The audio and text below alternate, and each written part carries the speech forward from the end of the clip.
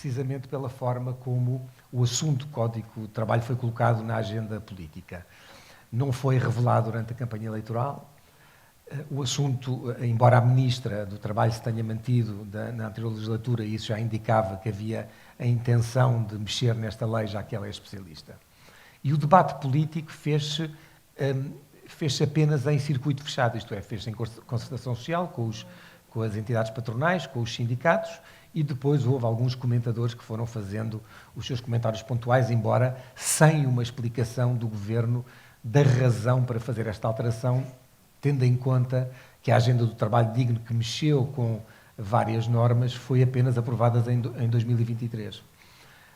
Não há dúvida nenhuma, para quem está aqui presente, provavelmente, para os empresários com quem falo, para os gestores, que a lei laboral dificulta a vida a muitas empresas. Isto é, a necessidade, que é uma necessidade de facto, de proteger o trabalhador, muitas vezes é levada longe demais e não permite às empresas responder àquilo que estamos a assistir nos últimos tempos, isto é, a uma instabilidade internacional e, portanto, com oscilações internacionais que podem afetar a procura e, portanto, obrigam que as empresas, nomeadamente as empresas industriais, tenham que repensar a sua produção, não permite acumular um banco de horas individual e, portanto, implica uma negociação coletiva que é bastante mais complicada, tendo em conta que os sindicatos, por tradição em Portugal, são muito conservadores. Enfim, na verdade não é só em Portugal, e os sindicatos são importantes, a tradição sindical é fundamental para o facto de estarmos aqui todos hoje,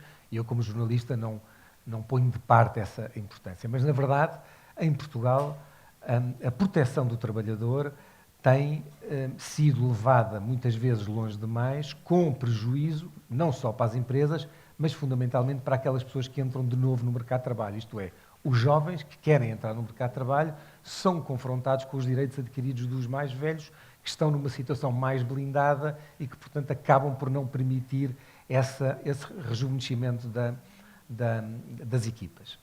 O mercado americano, laboral americano, é o mais versátil, como vocês sabem. Quando há uma crise, o número de desempregados sobe drasticamente e, portanto, sobe mesmo para números muito assustadores, mas rapidamente esses números baixam. Em Portugal, o que acontece é que a estrutura é tão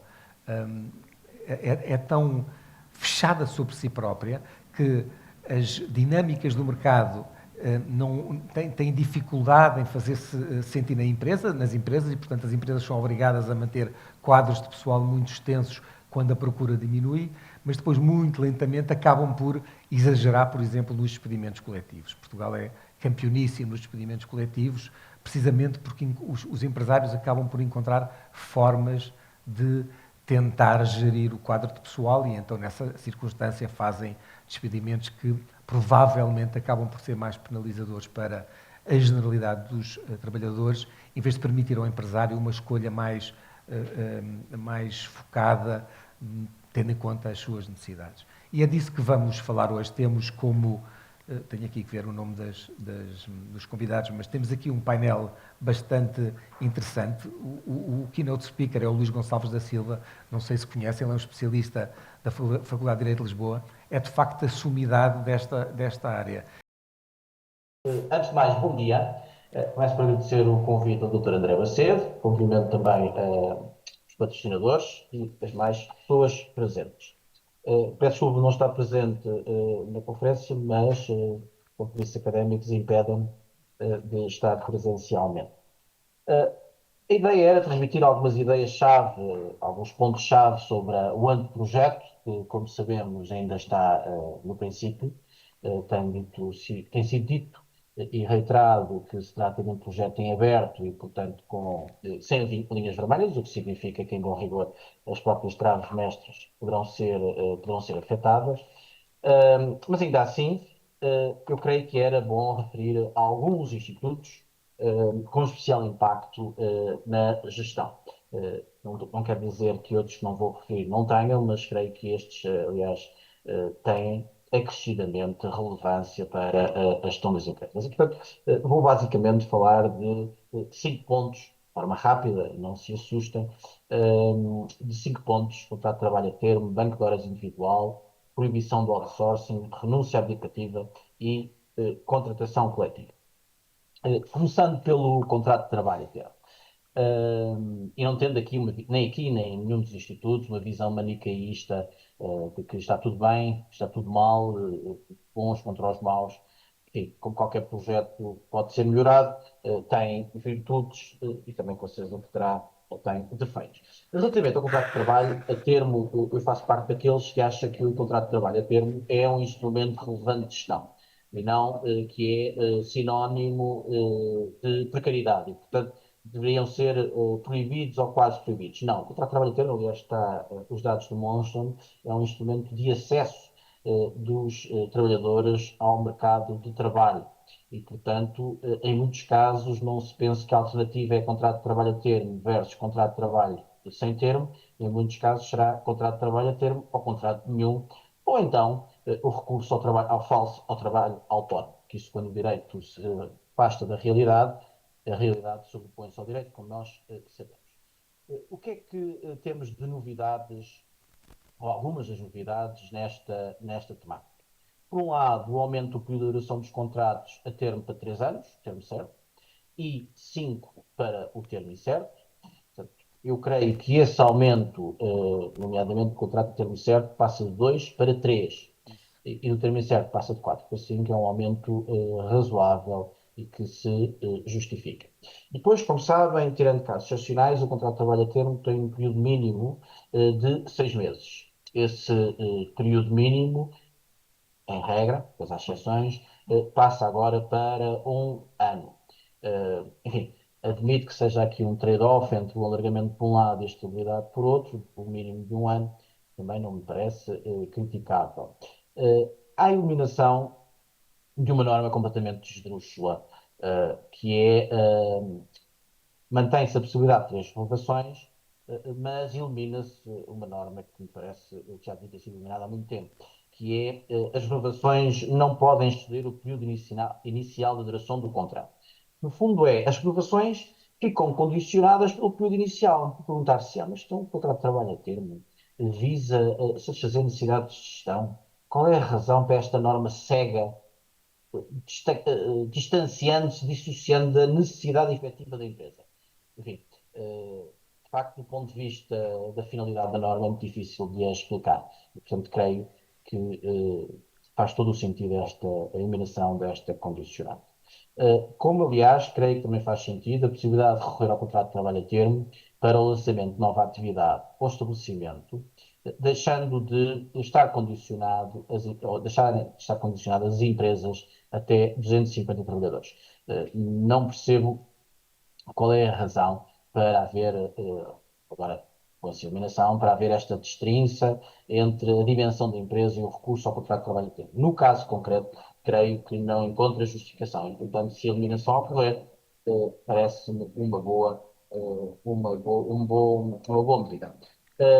Há também a possibilidade de recorrer ao contrato de trabalho a termo quando tivermos tanto trabalhadores reformados por velhice ou invalidez, naturalmente invalidez relativa, e também creio que é de aplaudir, ou seja, no fundo o que está em causa é permitir que estes género de trabalhadores formados por velhice ou invalidez, possam ainda integrar o mercado de trabalho, ascendendo ou acedendo às empresas. E já sabendo, naturalmente, que as empresas possam, em muitos casos, como bem sabemos, identificar os trabalhadores com alguma experiência e know-how.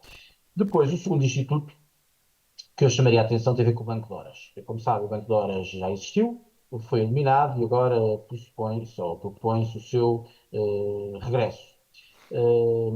Em termos simples, eu destacaria 3 pontos do Banco de Horas. Por um lado, o seu aumento temporal, isto é, passamos a poder, por acordo entre o trabalhador e a entidade empregadora, chegar às 50 horas semanais, portanto, 10 diárias.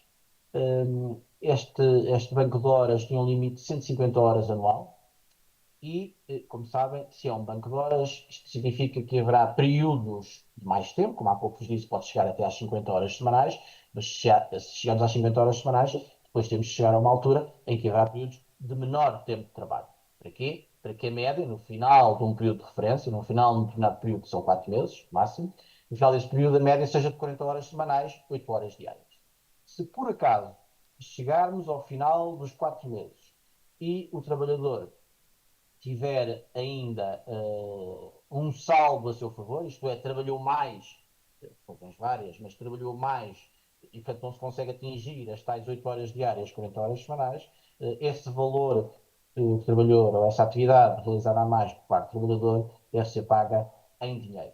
Julgo que é uma solução correta. O legislador, a proposta, fala em dinheiro, o que me parece afastar a possibilidade de se aplicar o regime de trabalho suplementar, isto é, um pagamento majorado. Portanto, será pago em singelo, isto é, valor unitário da hora de trabalho. Depois, há uma norma que me parece bastante importante, não obstante ser muito simples, porque se trata apenas da revogação de um regime existente.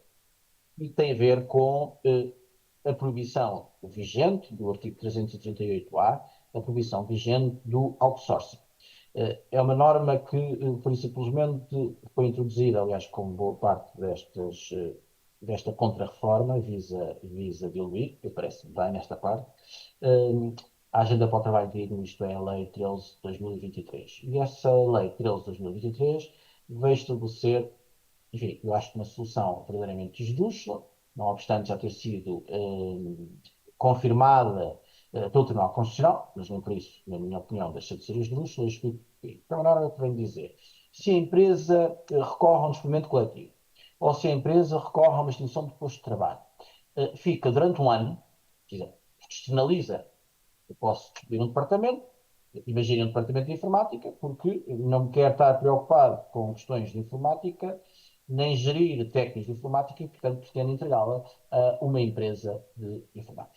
E, portanto, extingo o departamento, recorro, agora dependendo da dimensão, ao despedimento coletivo, à extinção de posto de trabalho, e vou ao mercado contratar uma empresa de informática, celebro um contrato de prestação de serviços e eles tratam de tudo e não tenho qualquer responsabilidade. Ora, o que em 2023 vai acontecer é, pode fazer isso tudo, mas não pode ir ao mercado. Isto é, durante 12 meses a seguir ao despedimento, não pode ir ao mercado buscar uma atividade substitutiva daquela que era prestada pelos trabalhadores que foram despedidos. Portanto, no fundo, o que está aqui é muito simples, é uma rigidificação da liberdade administrativa e económica, em que eu fico proibido de externalizar, eu, empregador, de externalizar serviços e, portanto, de livremente optar pelas estratégias ou pelos caminhos que considero mais adequados. Eu creio que, aliás, esta norma tem uma colisão de finalidades, porque, por um lado, o estudante coletivo visa a adequação da empresa face a dificuldades estruturais, económicas, de mercado, e, por outro lado, diz, sim, senhora, esse é o fundamento do estudante coletivo. Mas, olha, não pode depois ir buscar prestação, mão de obra a empresas, porque é incompatível durante 12 meses, e, portanto, durante 12 meses fica impedido de recorrer à externalização, o que quer dizer que em muitos casos do despedimento coletivo, que visam a externalização, o despedimento coletivo deixa de poder ser utilizado. Parece uma contradição nos termos, creio que a revogação da norma é um momento especialmente feliz. Depois, os últimos dois pontos que eu iria referir, um tem a ver com a renúncia abdicativa e o outro com a contratação coletiva. A renúncia abdicativa tem a ver também com uma norma introduzida em 2023, que veio dizer que a renúncia, em termos práticos, talvez seja bom começar por dar um exemplo, depois explicar a solução. Como nós sabemos, as empresas muitas vezes recorrem a acordos revogatórios com os trabalhadores. Em alguns casos, porque os dois estão com a vontade de se livrarem da relação, noutros casos, porque um está com especial vontade, o empregador, de se libertar da relação, mas não está com especial vontade de instaurar um processo disciplinar. Às vezes há sanções ou há infrações que não interessam particularmente que deem origem a processo disciplinar, porque, enfim, a mediatização dessa infração poderia ter um efeito reputacional no empregador. Exemplo típico, furtos, ou desfalques ou desvios de dinheiro na área da banca, muitas vezes acabam por ter processo disciplinar, ou acabaram por ter processos disciplinares, os trabalhadores, e havia um acordo de revogação, isso vai-se embora. Ora, o que é que acontece? Nestes momentos, pois há também revogações mais saudáveis, como é evidente. Nestes momentos, as contas são feitas e surgia muitas vezes nos acordos de regulação a frase o trabalhador recebeu tudo o que tinha a receber, nada mais é devido, não pode reclamar, reivindicar, enfim, vários termos, qualquer outro crédito, uma vez que não existem mais créditos. E depois chegava à conclusão é que, não obstante essa declaração, havia créditos que não tinham sido satisfeitos, não tinha sido para trabalho suplementar, não havia trabalho suplementar que tinha ficado, formação que não tinha sido paga, enfim. Podia-se a seguir, o trabalhador renunciou, não renunciou, podia renunciar, etc. E então, em 2023, o que é que se vê dizer? O trabalhador não pode renunciar, a não ser que haja um acordo judicial, uma transação judicial. Isto tem desde logo um efeito verdadeiramente perverso, que é obriga as partes a irem a tribunal. Como sabem, não é propriamente uma instância nem célere, nem com falta de ocupação. E, portanto, para ocupar tribunais para fazer um acordo, enfim, dir-se-á, mas o juiz vai ter uma especial atenção, vai-se debruçar sobre o processo. Enfim, acredito que sim, não conheço casos em que o tenha feito, porque há com certeza coisas bastante mais urgentes e mais importantes do que estar a analisar com todo o pormenor um acordo e, nomeadamente, saber se o trabalhador foi integralmente informado e se tem consciência de tudo o que estará em causa nesse acordo.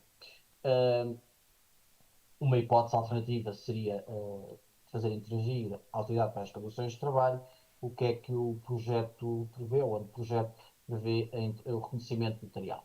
No fundo, é o trabalhador, através desse reconhecimento notarial, vai-se confirmar que o trabalhador manifestou a sua vontade de forma livre, espontânea, esclarecida, informada. É uma solução que tem a ver mais com mecanismos de funcionamento ou questões internas, se a ACT tem ou não condições para responder, se enfim, faz mais sentido o reconhecimento presencial. Há já várias situações de reconhecimento presencial no código, portanto, é uma solução que encontra lugares paralelos no código. Acabando-se assim com esta enfim, eu diria invasão dos tribunais que me parece verdadeiramente desproporcional, aliás, com problemas de celeridade. E, por fim, a questão da contratação coletiva, que não tem sido, aliás, muito mediatizada, mas que me parece bastante importante. E, para permitir depois algum diálogo, de forma simples, eu acho que a grande medida que se encontra na área da contratação coletiva é a possibilidade de os contratos coletivos poderem ser aplicados no âmbito da empresa. Isto é, se mais de 50% dos trabalhadores da empresa forem destinatários daquela convenção, o empregador pode determinar a aplicação daquela convenção aos demais trabalhadores. Evidentemente, não havendo oposição dos trabalhadores que vão ser destinatários, nem havendo oposição do sindicato que representa esses trabalhadores que vão ser destinatários.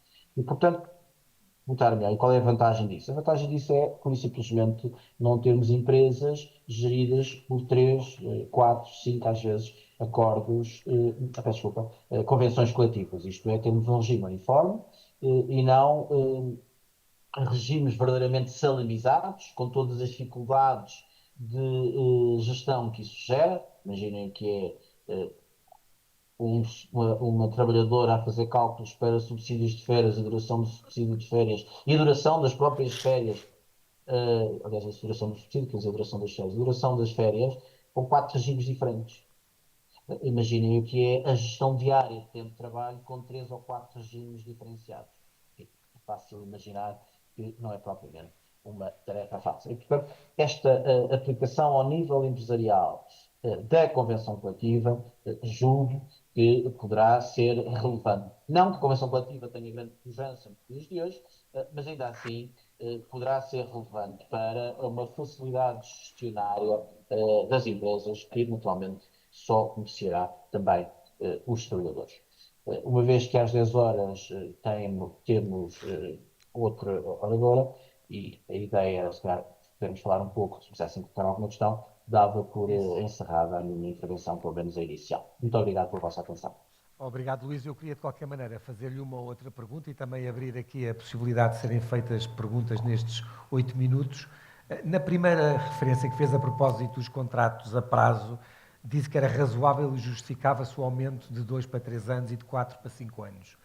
Mas a aplicação desses adjetivos não explicam porque é que é razoável e porque é que se justifica. Isto é, Qual é a razão de ser para que isto aconteça e se foi devidamente pesado o facto desta medida ter sido posta em prática para tentar, de alguma forma, contrariar aquilo que se chama precariedade e que de facto existe e que afeta fundamentalmente os mais novos, isto é, limitar essa possibilidade. O que é que lhe parece? A razão da minha concordância com o alargamento, eu expliquei, é porque eu vejo o recurso ao contrato de trabalho a termo como um instrumento não só de gestão, mas de acesso ao mercado de trabalho. E, portanto, creio, isso não significa que o alargamento deva ser ilimitado, mas significa que me parece razoável 2 para 3 e 4 para 5, principalmente o termo incerto. Segundo ponto, a questão da precariedade. Eu tenho sempre muitas dificuldades nesse debate da precariedade, porque não porque não conheço os dados, mas talvez porque conhecer um pouco a realidade do que se passa nos outros países. Por uma razão muito simples. Quando nós comparamos a alegada precariedade ou dita precariedade em Portugal com Espanha, ou dizemos que os espanhóis já tinham uma precariedade muito elevada e agora têm vindo a diminuir, nós temos que saber o que é que estamos a comparar. Nós estamos a comparar o quê? O número de trabalhadores que têm vínculo sem contrato de trabalho, ou melhor, têm vínculo com contrato de trabalho por tempo indeterminado. Bem, se for assim, e pode ser um dos termos de comparação, eu digo que a comparação está mal feita. Porque eu não posso comparar o número de trabalhadores que têm um contrato por tempo indeterminado sem depois perceber, e o espanhol é um bom exemplo, que se houver um despedimento, mesmo que seja ilícito, esse trabalhador não tem direito a regressar à empresa. Ou que há um conjunto de contratos específicos no âmbito espanhol que tem um período experimental superior a 6 meses. Portanto, eu tenho um contrato por tempo indeterminado, mas depois tenho, enfim, duas inseguranças brutais. Isto é, um período experimental alarguíssimo, muito mais largo, e a possibilidade de um despedimento que mesmo ilícito seja pago e não ter reintegração, o que não acontece nem em regra em Portugal, e portanto estamos a comparar coisas que não são comparáveis. E por isso é que eu acho que esta situação, muitas vezes os números geram alguma, enfim, alguma dificuldade e alguma demagogia mesmo dizer que nós temos números de precariedade muito elevados. Temos, não é necessariamente por razões comparativas. E por fim, permita-me ainda dizer uma coisa que eu acho que se devia, quem legisla e quem tiver nesta matéria, devia pensar. Não vale a pena nós continuarmos a legislar para uma realidade inexistente. Porque quando se legisla fechado em gabinetes e para uma realidade que não existe, há sempre uma consequência e essa absolutamente incontornável, que é a realidade impõe-se à lei. E nós já temos uma grande folga, ou uma relevante diferenciação entre a lei que está legislada e aquilo que é ou que são as regras aplicáveis no dia a dia. E por fim, permita-me ainda chamar a atenção para um outro ponto. É que nós muitas vezes, quando pensamos nestas coisas, nós pensamos nas grandes cidades. E nas empresas grandes, que têm bons escritórios, que os aconselham, acompanham, etc. Essa não é a realidade esmagadora ou esmagadora realidade do nosso país. 99% ou 98% são pequenas e micros empresas. Portanto, convém ter presente que aquilo que muitas vezes nos ocupa são 0,9, 1% da realidade empresarial em Portugal. Embora possa parecer uma pergunta e talvez seja ignorante, eu, com o debate que tem acontecido, repare que a parte dos funcionários públicos está sempre arredada. Embora a lei se aplique a todos, na verdade, os funcionários públicos em Portugal beneficiam de uma proteção extra, isto é, têm de facto o emprego para a vida e, portanto, acabam por passar à margem de muitos destes instrumentos que estão, eventualmente, que vão ser criados. O que é que lhe parece? Acha que isso é que podemos fazer estas reformas todas, mas depois temos 800 mil pessoas que estão à margem desse sistema? Isso não envenena ou pelo menos não tira eficácia a estas reformas? Permite-me só dizer, essa ideia de que os funcionários públicos têm emprego para a vida, que não tem uma total correspondência com o quadro legal, porque já há formas, enfim, várias, não as iguais para o privado, várias de fazer cessar, na prática é muito raro que aquilo que acabou de dizer não aconteça, que é tenham efetivamente emprego para a vida. Portanto, aqui mais é um bom exemplo de uma relação entre a realidade legislada e depois a realidade nos serviços públicos, etc. Primeiro ponto. Segundo ponto, concordo, e esse movimento tem acontecido. Eu quero acreditar que, alterando-se o código, enfim, haja depois a possibilidade, algumas das normas do Código serão aplicáveis à Lei Geral de Trabalho e Funções Públicas, ou peço desculpa, como estão em espelho, a Lei Geral de Trabalho e Funções Públicas remete para o Código de Trabalho, algumas das normas do Código de Trabalho, ao serem alteradas, serão aplicáveis ao vínculo público. Mas isso não prejudica que depois da alteração do Código de Trabalho, se não haja necessidade de revisitar a Lei Geral de Trabalho em Funções Públicas. Para quê? Para perceber, primeiro, o alcance deste espelho, que se foi mexido no Código de Trabalho, é preciso ver qual é a dimensão e os efeitos que o espelho vai gerar. E segundo, eu creio, embora isso não seja muito simpático dizer, mas a vantagem de ser académico é poder dizer o que penso, uma das vantagens, eu creio que é a altura de reequacionar e lançar um debate verdadeiro sobre a possibilidade de recorrer a mecanismos de cessação, leia-se despedimento coletivo, no quadro do funcionalismo público. E porquê é que acha que isso não é posto sobre a mesa? É por uma questão política partidária, provavelmente. Não tenho a mínima dúvida. Olha, eu vou despachá-lo para os seus alunos que aproveitaram para copiar nos exames e essas coisas todas. Ainda não estamos em exames, já não tinha vindo cá. Não podia. Não, ficaram 10 minutos a discutir o direito de trabalho em Roma, ou a atividade laboral em Roma. Estamos mesmo no princípio do ano letivo. Isso foi o que eles disseram, Exato. Eles tiveram a discutir o Mourinho, na verdade. Admito. Espero que sejam menos sportinguistas. Também é discutível. André, muito obrigado. Luís, muito obrigado, foi muito simpático e esclarecedor. Obrigado. Boa aula. Muito bem. O ponto de partida é este. É uma posição forte sobre este tema e, por isso, a escolha da Ana Mendes Godinho, que foi ministra e hoje é candidata à Câmara de Sintra. Enfim, o jornalista não deve desejar quem ganha ou perca, enfim, mas como é o Chega, eu desejo que ganhe ou Chega. E, portanto, fica aqui dito. Ana, eu chamava aqui ao palco, vou tratá-la por tu, não vale a pena fazer de conta que não nos conhecemos.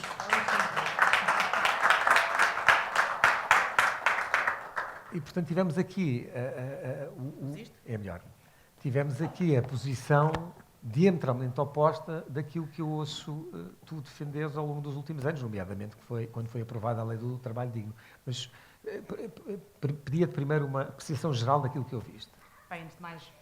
Está ligado? Está ligado. Antes de mais, bom dia a todos. É muito bom estar nestes espaços, matar saudades desses espaços, uma vez que agora tenho que falar mais devagar, o aceleramento e a aceleração em que eu estou. Da campanha. Isto é de campanha autárquica, mas isto para vos dizer que tenho estado muito dedicada, de facto, à dimensão local e autárquica, mas é sempre bom não esquecer esta dimensão nacional, aliás, que me apaixonou tanto e que me envelheceu tanto nos últimos anos. Foi uma prova de fogo enorme, mas com imenso orgulho e agradecimento a todos, aliás, porque eu acho que conseguimos coletivamente, nunca me esqueço do que foi, por exemplo, desculpa sair um bocadinho do tema, mas aproveito aqui o contexto do que foi a capacidade coletiva que tivemos, fortíssima, em um exemplo, eu acho que um exemplo a todos, da forma como, por exemplo, ultrapassámos a pandemia em conjunto, em que ficou evidente, de facto, quanto mais tivemos esta capacidade de trabalho conjunto, verdadeiramente ultrapassamos obstáculos e que nunca nos esqueçamos dessa inspiração. Acho que aí o momento foi, verdadeiramente, tínhamos um inimigo comum e quando temos um inimigo comum nos mobilizámos todos e aí deixou de haver estas clivagens, não é? Dos interesses e qual era o interesse que estávamos a procurar defender mais, porque havia um interesse comum. Isto tem a ver com isto, daquilo que eu ouvi. Porque a avaliação essencial daquilo que me parece que é, eu chamo-lhe a contra-reforma laboral, e eu acho que nós estamos em tempos que, número um, tanto se discute muitas vezes a discussão sobre a estabilidade, a confiança, a previsibilidade. E essa é a minha primeira pergunta. Eu sempre ouvi isso nos meus mandatos, que o valor da segurança e da estabilidade eram fundamentais. Para que é que estamos E essa é a minha primeira pergunta. Porquê neste momento, nesta fase, estamos com esta contra-reforma laboral, quando se calhar o que nós precisávamos era de alguma previsibilidade até legislativa? Acho que é um valor que todos temos defendido bastante. Naturalmente não dizendo que não deve haver afinações, e é evidente. Agora, mas de repente termos uma contra-reforma laboral, depois de uma grande alteração, não quer dizer que seja tudo perfeito, longe disso, mas acho que também precisamos todos de alguma serenidade e previsibilidade, aliás, até para a própria economia, do ponto de vista de investimento e de garantia de previsão do investimento. Primeira nota. Segunda nota, discordo integralmente da lógica de não olhar para os números. Discordo integralmente. Eu olho muito para os números. E acho que o pior que nós podemos fazer são alterações legislativas com base em acho. Eu ouvi acho. Eu penso, eu acho. Nós não estamos em tempos de achismos. Nós estamos em tempos de avaliação de dados, de indicadores e de resultados. E avaliar o que é que corre bem e corre mal, com a humildade de perceber o que é que corre bem e corre mal. O que é que isto significa? Eu acho que, se olharmos para o mundo, nós vivemos uma convulsão brutal, acho que é evidente para todos nós, uma incerteza brutal, mas em que eu acho que há dados e evidências que mostram que as economias que melhor têm a capacidade de crescer são aquelas que melhor conseguem fixar e atrair talento. Acho que isso é evidente para todos. E o melhor sinal que nós podemos dar para... Fixar nós conseguimos, não é? Fixar talento. Fixamos algum talento. Fixamos talento, mas devíamos fixar muito mais. Temos muita dificuldade em fixar talento. A discussão, nomeadamente dos novos jovens a emigrar, é isso. Portanto, fixar talento significa também termos a capacidade de dizer aos jovens que este país é para eles. E quando estamos a dizer agora, numa contra-reforma laboral, que afinal é precisamente os jovens que vamos voltar atrás nas medidas, nomeadamente contra os contratos a termo, nós vamos voltar atrás numa norma dizendo que ser jovem é condição para contratar a termo. Desculpem, mas este é o sinal errado que os jovens neste momento precisam. Isto não é ideológico. Isto é muito pragmático, porque precariedade, número 1, não é só um instrumento de gestão das empresas. Precariedade é uma condição de, por exemplo, de inacesso a um jovem de ter acesso a crédito bancário. Isto é sair da Torre de Marfim, sair dos gabinetes e ouvir os jovens no terreno. E eu acho que muitas vezes nos está a faltar isto. Estamos, se calhar, a ficar fixados aí numa torre, e é literal, numa torre, e não ir ao terreno perceber as consequências graves que isto tem nos jovens. Números. Precariedade. O dogma da precariedade, seja o que isso quer dizer. Mas precariedade tem 2 efeitos concretos. Número 1, a dificuldade de quem tem um contrato que não lhe dá alguma previsibilidade na relação, ter a capacidade de decisões sobre a sua vida. Basta perguntar num inquérito feito aos jovens... Tem dificuldade em comprar casa? Em decidir autonomizar-se, em decidir, por exemplo, ter crianças. Isto está tudo interligado, nomeadamente com o problema demográfico que nós temos. Segunda questão, factos. Factos, inquéritos. Foi feito um inquérito aos jovens nos vários países europeus sobre o impacto da precariedade e o que era isto da precariedade para eles. Números. Inquérito. Números. 85% dos jovens em Portugal disseram que não tinham um contrato permanente porque não conseguiam encontrar no mercado um contrato permanente. Isto são dados de 2023. Na Alemanha, 12% dos jovens disseram que não tinham um contrato permanente porque o mercado não conseguiam encontrar no mercado. Isto é só, diria eu, estigma. Ou seja, eu acho que muitas vezes são as nossas cabeças que têm um estereótipo de que ter um contrato permanente é uma coisa má para as empresas. Aquilo que temos aprendido ao longo dos últimos anos, e se olharmos para a evolução da economia portuguesa desde 2010, fizemos assim uma grande série, nós percebemos que a grande capacidade que a economia portuguesa teve de crescer resultou da grande capacidade do mercado de trabalho. Desculpem dizer isto, sou parte interessada, mas eu acho que os números mostram isto. Se hoje temos um orçamento de Estado com excedente, resulta do dinamismo do mercado de trabalho e da capacidade, nomeadamente, da entrada na economia formal de 1 milhão de trabalhadores. É o dinamismo do mercado de trabalho que está a permitir que a economia cresça. Isto significa que sinais errados neste momento, eu acho que no momento de incerteza em que vivemos, é o pior que nós podemos estar a dar, seja aos jovens, seja à economia. Então, feita esta introdução que, enfim, colocou os pontos nos is em relação a alguns pontos, eu não ouvi naquilo que tu disseste a palavra competitividade das empresas. E aquilo que os empresários dizem é que os instrumentos que têm para gerir as pessoas limita-as face aos concorrentes. Eu citei há pouco a necessidade de adaptar as encomendas e, portanto, ter um banco de horas para poder canalizar os trabalhadores para aquele momento em que há encomendas, em que há mais procura e tê-los menos ativos noutra circunstância. E, em geral, consideram que a lei, embora permita despedir, é onerosa e cria uma necessidade de negociação caso a caso com o trabalhador que dificulta a substituição das pessoas e, portanto, tornar as equipas mais competitivas. Bem, então, peço desculpa, eu não usei competitividade, mas usei economia. Porque eu acredito mesmo... Sim, mas podia ser uma economia social, é uma economia no Não, sentido competitiva. não. Economia, estamos a falar de economia, são empresas. São empresas a produzir e a conseguir afirmar-se. Aliás, basta, se olharmos outra vez para 2010, a economia portuguesa tem estado a crescer acima da média europeia e eu acho que muito resultado desta capacidade das empresas também terem tido este dinamismo e de se terem aproveitado os momentos certos, nomeadamente em termos de aumento das exportações. A verdade é que as exportações no nosso país têm aumentado muito grande. Também tenho que voltar à minha história de vidas, tenho tido muitas vidas na minha vida. Mas o turismo teve aqui um papel fundamental, acho que ninguém recusa isso. Entre 2015, foi o que eu acompanhei, não é só por isso estou a dizer, e 2020 desculpa, em 2019, a capacidade que o turismo teve, nomeadamente de criação de emprego num pós-troika, foi extraordinária até do ponto de vista de recuperação. São parentes para nos lembrar, não nos esquecermos dessa dimensão. Competitividade, economia, eu não tenho dúvidas, vamos lá ver. Número 1, é uma convicção minha, aí acho, é uma convicção minha que a capacidade de termos trabalhadores qualificados é determinante para a evolução económica. Também os números mostram, de alguma forma, isso, a evolução da percentagem de trabalhadores qualificados no mercado de trabalho português está diretamente ligado ao aumento da produtividade e da competitividade das empresas portuguesas. Isso já são factos, já não é um penso, são mesmo factos. Dito isto, competitividade, eu acho que nós não podemos ter medo. Naturalmente, as regras muitas vezes são complexas, certo, mas as regras também procuram garantir gestão de equilíbrios. E o pior que uma legislação laboral pode ter, na minha opinião, é desequilibrar a relação. É desequilibrar a relação. E, portanto, eu acho que é isso que nos tem que preocupar nesta legislação. Deixa-me só dizer mais uma coisa quanto a esta questão dos equilíbrios e dos desequilíbrios. Aquilo que eu acredito, e eu acho que não podemos ter medo, é, de facto, nós temos capacidade de diálogo nas organizações. Acho que o diálogo nas organizações é mesmo fundamental. A evolução dos dados da contratação coletiva são muito impressionantes nos últimos anos. Não sei se têm percepção disso ou não.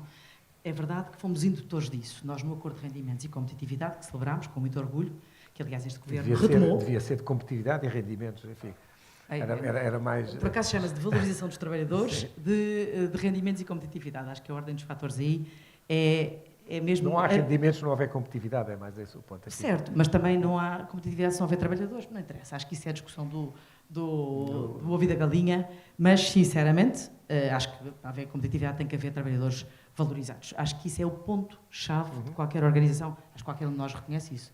É preciso a identidade, a identificação das pessoas com as organizações. É fundamental. Trabalhadores mobilizados são os mais produtivos. Alguém tem dúvidas disso? Nenhuma. Então este é o sinal errado.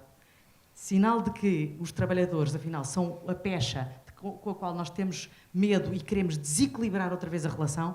É um mau sinal para os trabalhadores, é o sinal errado no momento em que vivemos. Talvez não seja ter medo, significa não querer ficar refém, não concorda? Refém do trabalhador. Pelo contrário, refém no sentido de ficar muito limitado as organizações vivem dos trabalhadores. Os trabalhadores mais motivados e mais engajados, diria, com as organizações, são aqueles que fazem a diferença das organizações. Qual é a empresa que vive sem trabalhadores mobilizados e que hoje em dia, aliás, não tem na sua mente como é que é a forma de atrairmos e fixarmos os nossos trabalhadores? Eu hoje só ouço isso. É como é que nós temos mecanismos para ter os melhores. E mecanismos para ter os melhores não é mecanismos para ter medo de reféns. Não há reféns nenhuns. Pelo contrário, desculpem lá, organizações dinâmicas, e eu tenho aqui certamente gestores de recursos humanos, gestores de empresas entusiasmados, tenho a certeza que sentem o que eu estou a dizer, tirando ideologias à parte, não interessa. As organizações vivem de mobilização e de convicção de que há um projeto comum. Que há um projeto comum que é para seguir em frente, não há reféns numa organização. Certo, mas esse é o contexto geral. Qual é o problema do banco de horas individual que permita à empresa gerir esses tais momentos que eu falei há pouco? Qual é o problema prático? Eu diria ao contrário. Eu acho que o banco de horas grupal resolve, porque basicamente procura, mais uma vez, que não haja desequilíbrio na capacidade negocial. Essa é a preocupação sempre. Porquê? Porque o trabalhador está sozinho e, portanto, perante a entidade patronal não tem... Porque o trabalhador, naturalmente, está numa relação de que, de alguma forma, tem algum nível de dependência do seu empregador, não é? Porque a verdade é que o seu salário depende de quem lhe paga no final do mês. E, portanto, a legislação laboral é isso. Dizer que não é voltar ao século passado, quando não havia legislação laboral, e dizia que as relações de trabalho eram relações civis, em que não havia posições diferentes entre as partes. A legislação laboral, acho que foi uma grande conquista de todos nós, da sociedade. É civilizacional. É dizer, há de facto relações diferentes, há poderes diferentes no mundo do trabalho. E são esses poderes diferentes que se devem afinar. Dito isto, e sendo muito pragmática, que é a minha forma de ser na vida, não quer dizer que não devamos encontrar melhores soluções. Há bocado desnorteaste-me, e bem, para eu não dizer uma coisa, mas só vou voltar a esse mecanismo que criámos durante o acordo de rendimentos, que foi, aliás, elogiado a nível europeu. A concertação social a nível europeu tentou introduzir isto como uma norma, aliás, no acesso a fundos comunitários, em que basicamente o que é que nós fizemos? Nós criámos um incentivo, no fundo, de discriminação positiva às empresas que tivessem diálogo social ativo. A verdade, podemos dizer que é consequência direta ou não, mas a verdade é que houve um aumento muitíssimo grande da contratação coletiva. Também aí, e vamos ser todos pragmáticos, eu acho que tem que haver muito mais mecanismos reais de real negociação e de uma capacidade de diálogo real efetivo. Estou 100% de acordo. E acho que aí a responsabilidade é de todos. É de empresas, e quando digo empresas é o conjunto de que é uma empresa, mas é também do lado das associações patronais e é do lado das associações sindicais. Tem que haver maior capacidade real de diálogo efetivo. Que é isso que muda. Quer dizer, há exemplos extraordinários, acho eu que todos reconhecemos. Sim, com a participação a participação dos conselhos de administração. Exato, e participação no Conselho de Administração, que aliás é uma discussão que está a ser tida a nível europeu e que eu acho que se calhar está mais perto do que nós pensamos. Mas referiste há pouco, enfim, que a economia portuguesa tem crescido nos últimos anos e tem, de facto, conseguiu praticamente o pleno emprego a certa altura, ou ficou muito perto disso. Mas a verdade é que, do ponto de vista da capacidade competitiva das empresas portuguesas, estamos muito longe do que acontece noutros países. Não te parece que a legislação laboral tem algum ponto que justifique esse atraso? Eu acho que a nossa grande aposta tem que ser mesmo o investimento na capacitação e na qualificação. De todos. De patrões e de trabalhadores. Dito de uma forma pragmática. E tenho alguma pena, porque nós aproveitámos o PRR, desculpem lá, voltar atrás às minhas vidas, aproveitámos o PRR, nomeadamente, para lançar 3 grandes programas na área da formação. Basicamente, na sequência até da Agenda do Trabalho Digno. A Agenda do Trabalho Digno surgiu na sequência do Livro Verde do Futuro do Trabalho. Basicamente foi, o que é que nós temos que fazer para que a agenda laboral seja também uma agenda competitiva e responda aos desafios e aos desejos dos trabalhadores e dos jovens, que essa também foi sempre a nossa grande fixação. E, basicamente, um dos grandes desafios era mesmo este. É investimento em qualificações na área digital, na área verde e na área também da qualificação dos empresários. Até lançámos, nomeadamente, um centro em conjunto com as associações patronais de capacitação aqui a nível da gestão. E eu acho que isso é que é o decisivo, é isso que vai fazer a diferença. Isso é certamente relevante e tem havido uma evolução da parte dos empresários e dos gestores de uma melhor qualificação, como de resto com os trabalhadores, e, portanto, eu diria... Mas ainda temos um salto muito grande para dar. Temos ainda um salto. Mas quando olhamos para a agenda para os eixos da agenda do trabalho digno, vemos combater a precariedade, valorizar os jovens no mercado de trabalho, conciliação entre vida profissional, pessoal e familiar, dinamizar a negociação coletiva e a participação dos trabalhadores.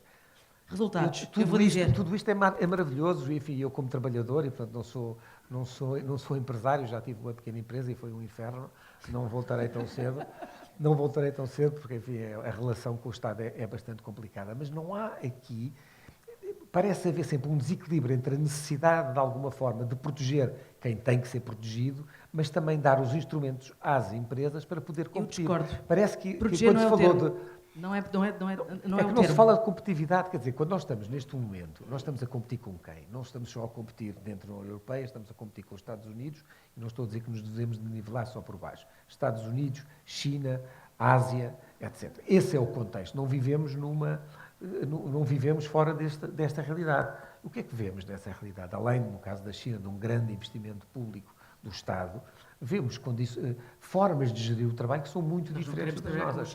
Não estou a dizer que... Não sei, quer dizer, eu diria que não é uma questão de querer a certa altura. Eu não sei se a Europa não vai ser obrigada a cair na real e perceber que vai Nós ter que temos fazer nos um pouco posicionar, mais. como eu acho que tem que ser mesmo o caminho, é pela capacidade de ser mais competitivos do ponto de vista de inovação, de valor acrescentado e de conseguirmos pôr mais valor em cima do produto e dos serviços. Acho que essa é a nossa mais-valia e é aí que nos temos que diferenciar. Estava a ouvir com orgulho exatamente os grandes objetivos da Agenda do Trabalho. A valorização dos jovens no mercado de trabalho é crucial. Se não fizermos, esqueçamos. Os jovens, no mercado aberto da União Europeia que nós temos, vão escolher os outros países, como ouvimos dizer na Alemanha, que onde sequer o tempo de precariedade é uma coisa, não é um instrumento de gestão, não tem nada a ver com isso.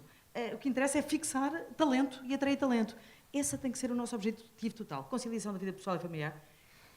Posso perguntar a qualquer um dos doutores aqui presente, qual é o jovem que não exige a capacidade de conciliação da vida pessoal com a vida familiar como um dos seus primeiros critérios? E se não fizermos, então aí mais vale dizermos mesmo não queremos jovens ou queremos os jovens que não tenham outras opções alternativas. Essa tem que ser mesmo. Por isso é que esta é mesmo a agenda e o tempo errado. Dizer, voltar atrás na conciliação, voltar atrás nos direitos de parentalidade, isto é um retrocesso civilizacional de uma torre de marfim que não faz ideia sequer do que está a acontecer no terreno. Mas há pouco não me respondeste à questão da competitividade e dos países com quem estamos a competir. Isto é, os jovens até podem não querer, e eu, enfim, tenho muitas vezes estagiários, e devo dizer que muitas vezes fico chocado com os estagiários com quem trabalho, porque acabam por ter uma disponibilidade muito limitada para trabalhar. Desligam o telefone, trabalham 7 horas, desligam o telefone, são jornalistas, mas deixam de atender o telefone. Ou seja, têm uma forma de encarar o trabalho que lhes vai dificultar a evolução na profissão. O mundo do trabalho mudou. Mudou, mas quer dizer, mas entre o mundo do trabalho mudou. Mas mudou e eu na acho Europa? que no mundo. E então a pandemia, eu acho que acelerou aqui uma transição do ponto de vista até da forma como as pessoas olham na sua relação da vida com o seu enquadramento do seu contexto até de vida pessoal e profissional. Eu acho que é evidente, não há dúvidas nenhumas. Tenho a certeza que todos se debatem todos os dias com este desafio. Agora, também temos que saber acompanhar estas mudanças e esta transformação. Por isso é que é cada vez mais a agenda que tem que estar em cima da mesa é como é que nós incorporamos esta mobilização e este talento para dentro de projetos comuns. Não é com lógicas de criar reféns. Isso é que não existe. Esqueçam. Empresas que estejam preocupadas em tentar limitar através de leis, esqueçam. Não é aí que vão fazer nada. A mobilização das pessoas tem que ser através da adesão a projetos comuns, através da valorização, através das pessoas sentirem que fazem parte de projetos, de pertenças, e perceber mesmo que o mundo mudou e que temos mesmo que pensar em novas formas de trabalho. Quando lançámos o projeto piloto da Semana dos 4 Dias, foi mesmo para teste. Vamos lá testar, vamos lá pensar em formas flexíveis, de novas formas, e essa é que tem que ser a nossa agenda. Essa é que tinha que ser a agenda agora. Achas que isso ainda é viável, a Semana dos 4 Dias? Acho que a Semana de 4 Dias nunca foi pensada como sendo uma regra one for all. A lógica foi ver, vamos testar, ver o que é que aprendemos, o que é bom, o que é mau, o que é que até na legislação temos que adaptar para que seja possível estas formas flexíveis. Esse é que tem que ser nosso, isso é que é ser futurista. Isso é que é olhar para as necessidades já hoje, mas também as do futuro. E eu acho que aí tínhamos que ter uma agenda mesmo de aprender com os tempos que estamos a viver, deixar-nos inspirar pelos jovens, deixar-nos até perceber o que é que podemos ir mais à frente e testar estas novas formas até flexíveis nesta dimensão da organização dos tempos de trabalho, que vai ser mesmo crucial, nomeadamente quando sabemos que temos tecnologias a acontecerem de uma forma que nenhum de nós esperava e que vão mudar toda a nossa forma também de produzir. Tu eras Ministra do Trabalho e da Segurança Social. Falámos a Segurança Social vai ter que ser sustentada, vai ser preciso criar carreiras, trabalho, contribuições. Como é que isso faz quando o cenário parece que se está a discutir é precisamente uma redução das responsabilidades do trabalhador, criando uma circunstância em que há um desequilíbrio do trabalhador face a quem emprega. Quem emprega tem que pagar os impostos, tem que gerir a empresa, tem que arranjar clientes, tem que se confrontar com as oscilações da procura, com os choques externos. Quer dizer, o cenário hoje é muito difícil para um empresário. Muito difícil. O cenário, neste momento, eu acho que é empresas desafiante que para estão a todos. fechar empresas que estão a fechar todos. no norte do país nesta altura. Não nos esqueçamos nunca de como é que nós respondemos à pandemia. Nós conseguimos responder à pandemia com medidas focadas, acreditando que quando há momentos difíceis, temos que estar todos no mesmo barco. Certo, mas também subiu a dívida pública de forma muito substantiva, não em Portugal, mas o caso francês, por exemplo, foi um orgulho brutal, eu posso dizer. Eu vou fazer aqui de neoconservador mesmo. Eu já percebi, mas não és.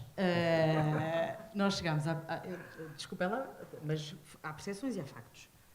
Fundo de Estabilização da Segurança Social, 2019, 20 mil milhões. Fundo de Estabilização da Segurança Social, 2023, 40 mil milhões. Só estou a dizer que isto é o que demonstrou exatamente o contrário disso. O que demonstrou a capacidade... Isto não é mais nada... Pode não ser sustentável a médio prazo. Não. Isso é um blip naquele instante. Não, isto duplicou-se. Isto significa que, pela primeira vez, o Fundo de Estabilização da Segurança Social passou a garantir que, mesmo nos anos que nós sabemos que vão existir, vão haver anos, atendendo à evolução demográfica, em que, manifestamente, as próprias... Portanto, a população ativa poderá ter quebras e, portanto, podemos ter aqui momentos de déficit do sistema em que o Fundo de Estabilização vai cobrir. Pela primeira vez ficamos com esse horizonte garantido, mas isto, vamos lá ver, também não congelo. Nunca congelo. E eu acho que, aliás, por isso é que lançámos na altura uma grande discussão sobre a diversificação de fontes de financiamento da Segurança Social e novas formas. Precisamente, não podemos congelar, mudar tão rapidamente que também temos que nos adaptar até nestes modelos. E lançámos isso. Mas isto só para dizer que às vezes temos as percepções e temos os factos. E os factos mostraram que nós chegámos a uma pandemia com uma taxa de desemprego baixa, que pensámos na altura da pandemia que ia disparar como disparou na Troika, mas porque houve a loucura, talvez, e a coragem de assumir medidas altamente protecionistas das empresas, dizer nós vamos colocar dinheiro nas empresas para protegerem postos de trabalho, nós saímos da pandemia com uma taxa de desemprego mais baixa do que entramos na pandemia. Não nos esqueçamos disto. Isto é só para responder ao momento que vivemos. O momento que vivemos exige coragem e estamos a viver como se fosse uma pandemia, nomeadamente com empresas com muitas dificuldades. E o que é a minha opinião? Tínhamos que ter agora, neste momento, uma capacidade muito focada de apoiar as empresas, porque tal como foi da pandemia, acreditar que ultrapassamos fases todos. Mas nestas fases em que é preciso estarmos juntos, tem que haver mecanismos direcionados e focados para apoiar as empresas nessas situações difíceis. E é isso que é preciso. Muito foco, pragmatismo, sair da Torre Marfim. Ana Mendes é uma otimista. Temos aqui não, sou realista, porque os números mostram. Tenho que fazer perguntas agora. Mas não vale difíceis. O mesmo? Força. Tenho uma pergunta. A senhora referiu que vivemos uma pandemia e durante a pandemia tivemos uma capacidade coletiva de superar os desafios do processo. É melhor dar um microfone, sim. Eu repito a pergunta. Durante o período de pandemia, nós, de facto, como sociedade, como coletivo, tivemos capacidade de ultrapassar e de superar, e até como referiu, terminamos com indicadores positivos em várias matérias. Não vivemos numa fase de pandemia económica em que seja necessário um suporte legislativo para ajudar a ultrapassá-lo? Foi exatamente isso que eu disse, que eu acho que vivemos mesmo numa fase de pandemia. Mas, tal como fizemos durante a pandemia, acho que o que nós precisamos é mesmo de instrumentos ativos no terreno de apoio. Não é com mecanismos do que eu chamo retrocesso civilizacional, quanto à questão da parentalidade, que é uma coisa evidente, ou quanto à questão dos jovens, voltar a dizer que os jovens, só por ser jovem, é uma razão para ser contrato a termo, até porque depois tem consequências gravíssimas na evolução e na capacidade dos jovens se autonomizarem. Mas fui eu própria que disse isso. Eu acho que nós vivemos um momento que devemos pôr exatamente o mesmo chip que tivemos durante a pandemia, com mecanismos, como fizemos durante a pandemia, foram mecanismos excepcionais, direcionados, mas acima de tudo são mecanismos de apoio e confiança às empresas. O que é que na altura fizemos? Foi essencialmente assumir que também nesta dimensão, o Estado Social também tem esta dimensão de estar ao lado quando é preciso responder a momentos críticos. Fizemos o layoff simplificado, se lembra, foi uma coisa completamente fora da caixa, que toda a gente dizia que era impossível, que não se ia fazer e fez-se. E, portanto, com muito orgulho, é só preciso coragem. Coragem, foco e muito pragmatismo. E o pragmatismo faz-se com medidas direcionadas aos problemas reais.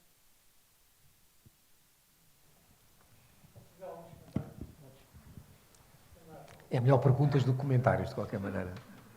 A ideia Tem que fingir e pôr um ponto de interrogação no final. A ideia é essa. Perguntas.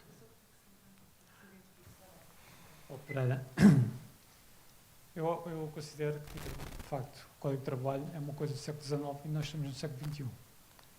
Portanto, tem que haver uma atualização as novas formas de trabalho, se calhar não tanto no laboral, mas há um desequilíbrio muito grande entre aquilo que as obrigações das empresas e as obrigações dos trabalhadores.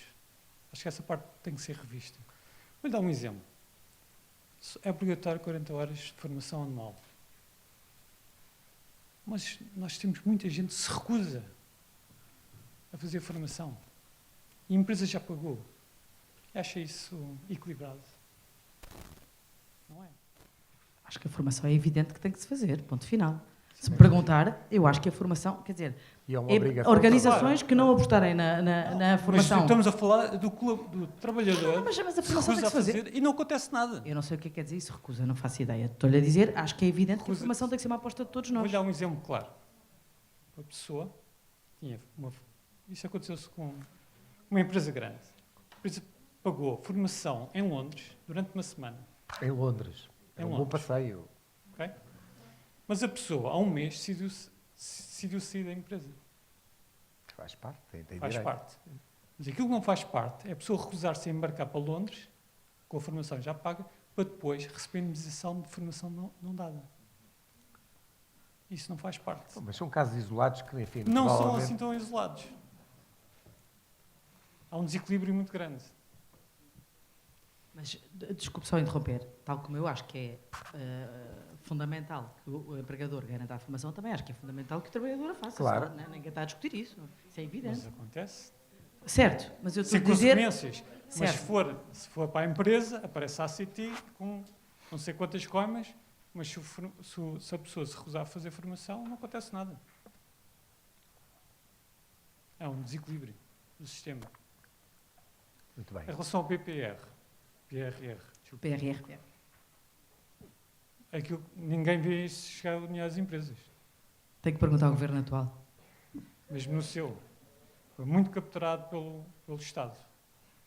Serviu para financiar, nomeadamente na O Estado formação. depois contratou as empresas privadas, portanto ele acabou por chegar ao setor privado Com também. formas encapotadas Mas teve, de facto, uma abordagem inicial muito estatizante, embora quem forneceu o Estado foram empresas privadas. Mas Sendo não- que não agora acha- o que não for agora executado voltando- vai voltar às empresas privadas, Não mas é considero outro que, tema. que os contratos deveriam ter uma maior flexibilidade para a nova geração.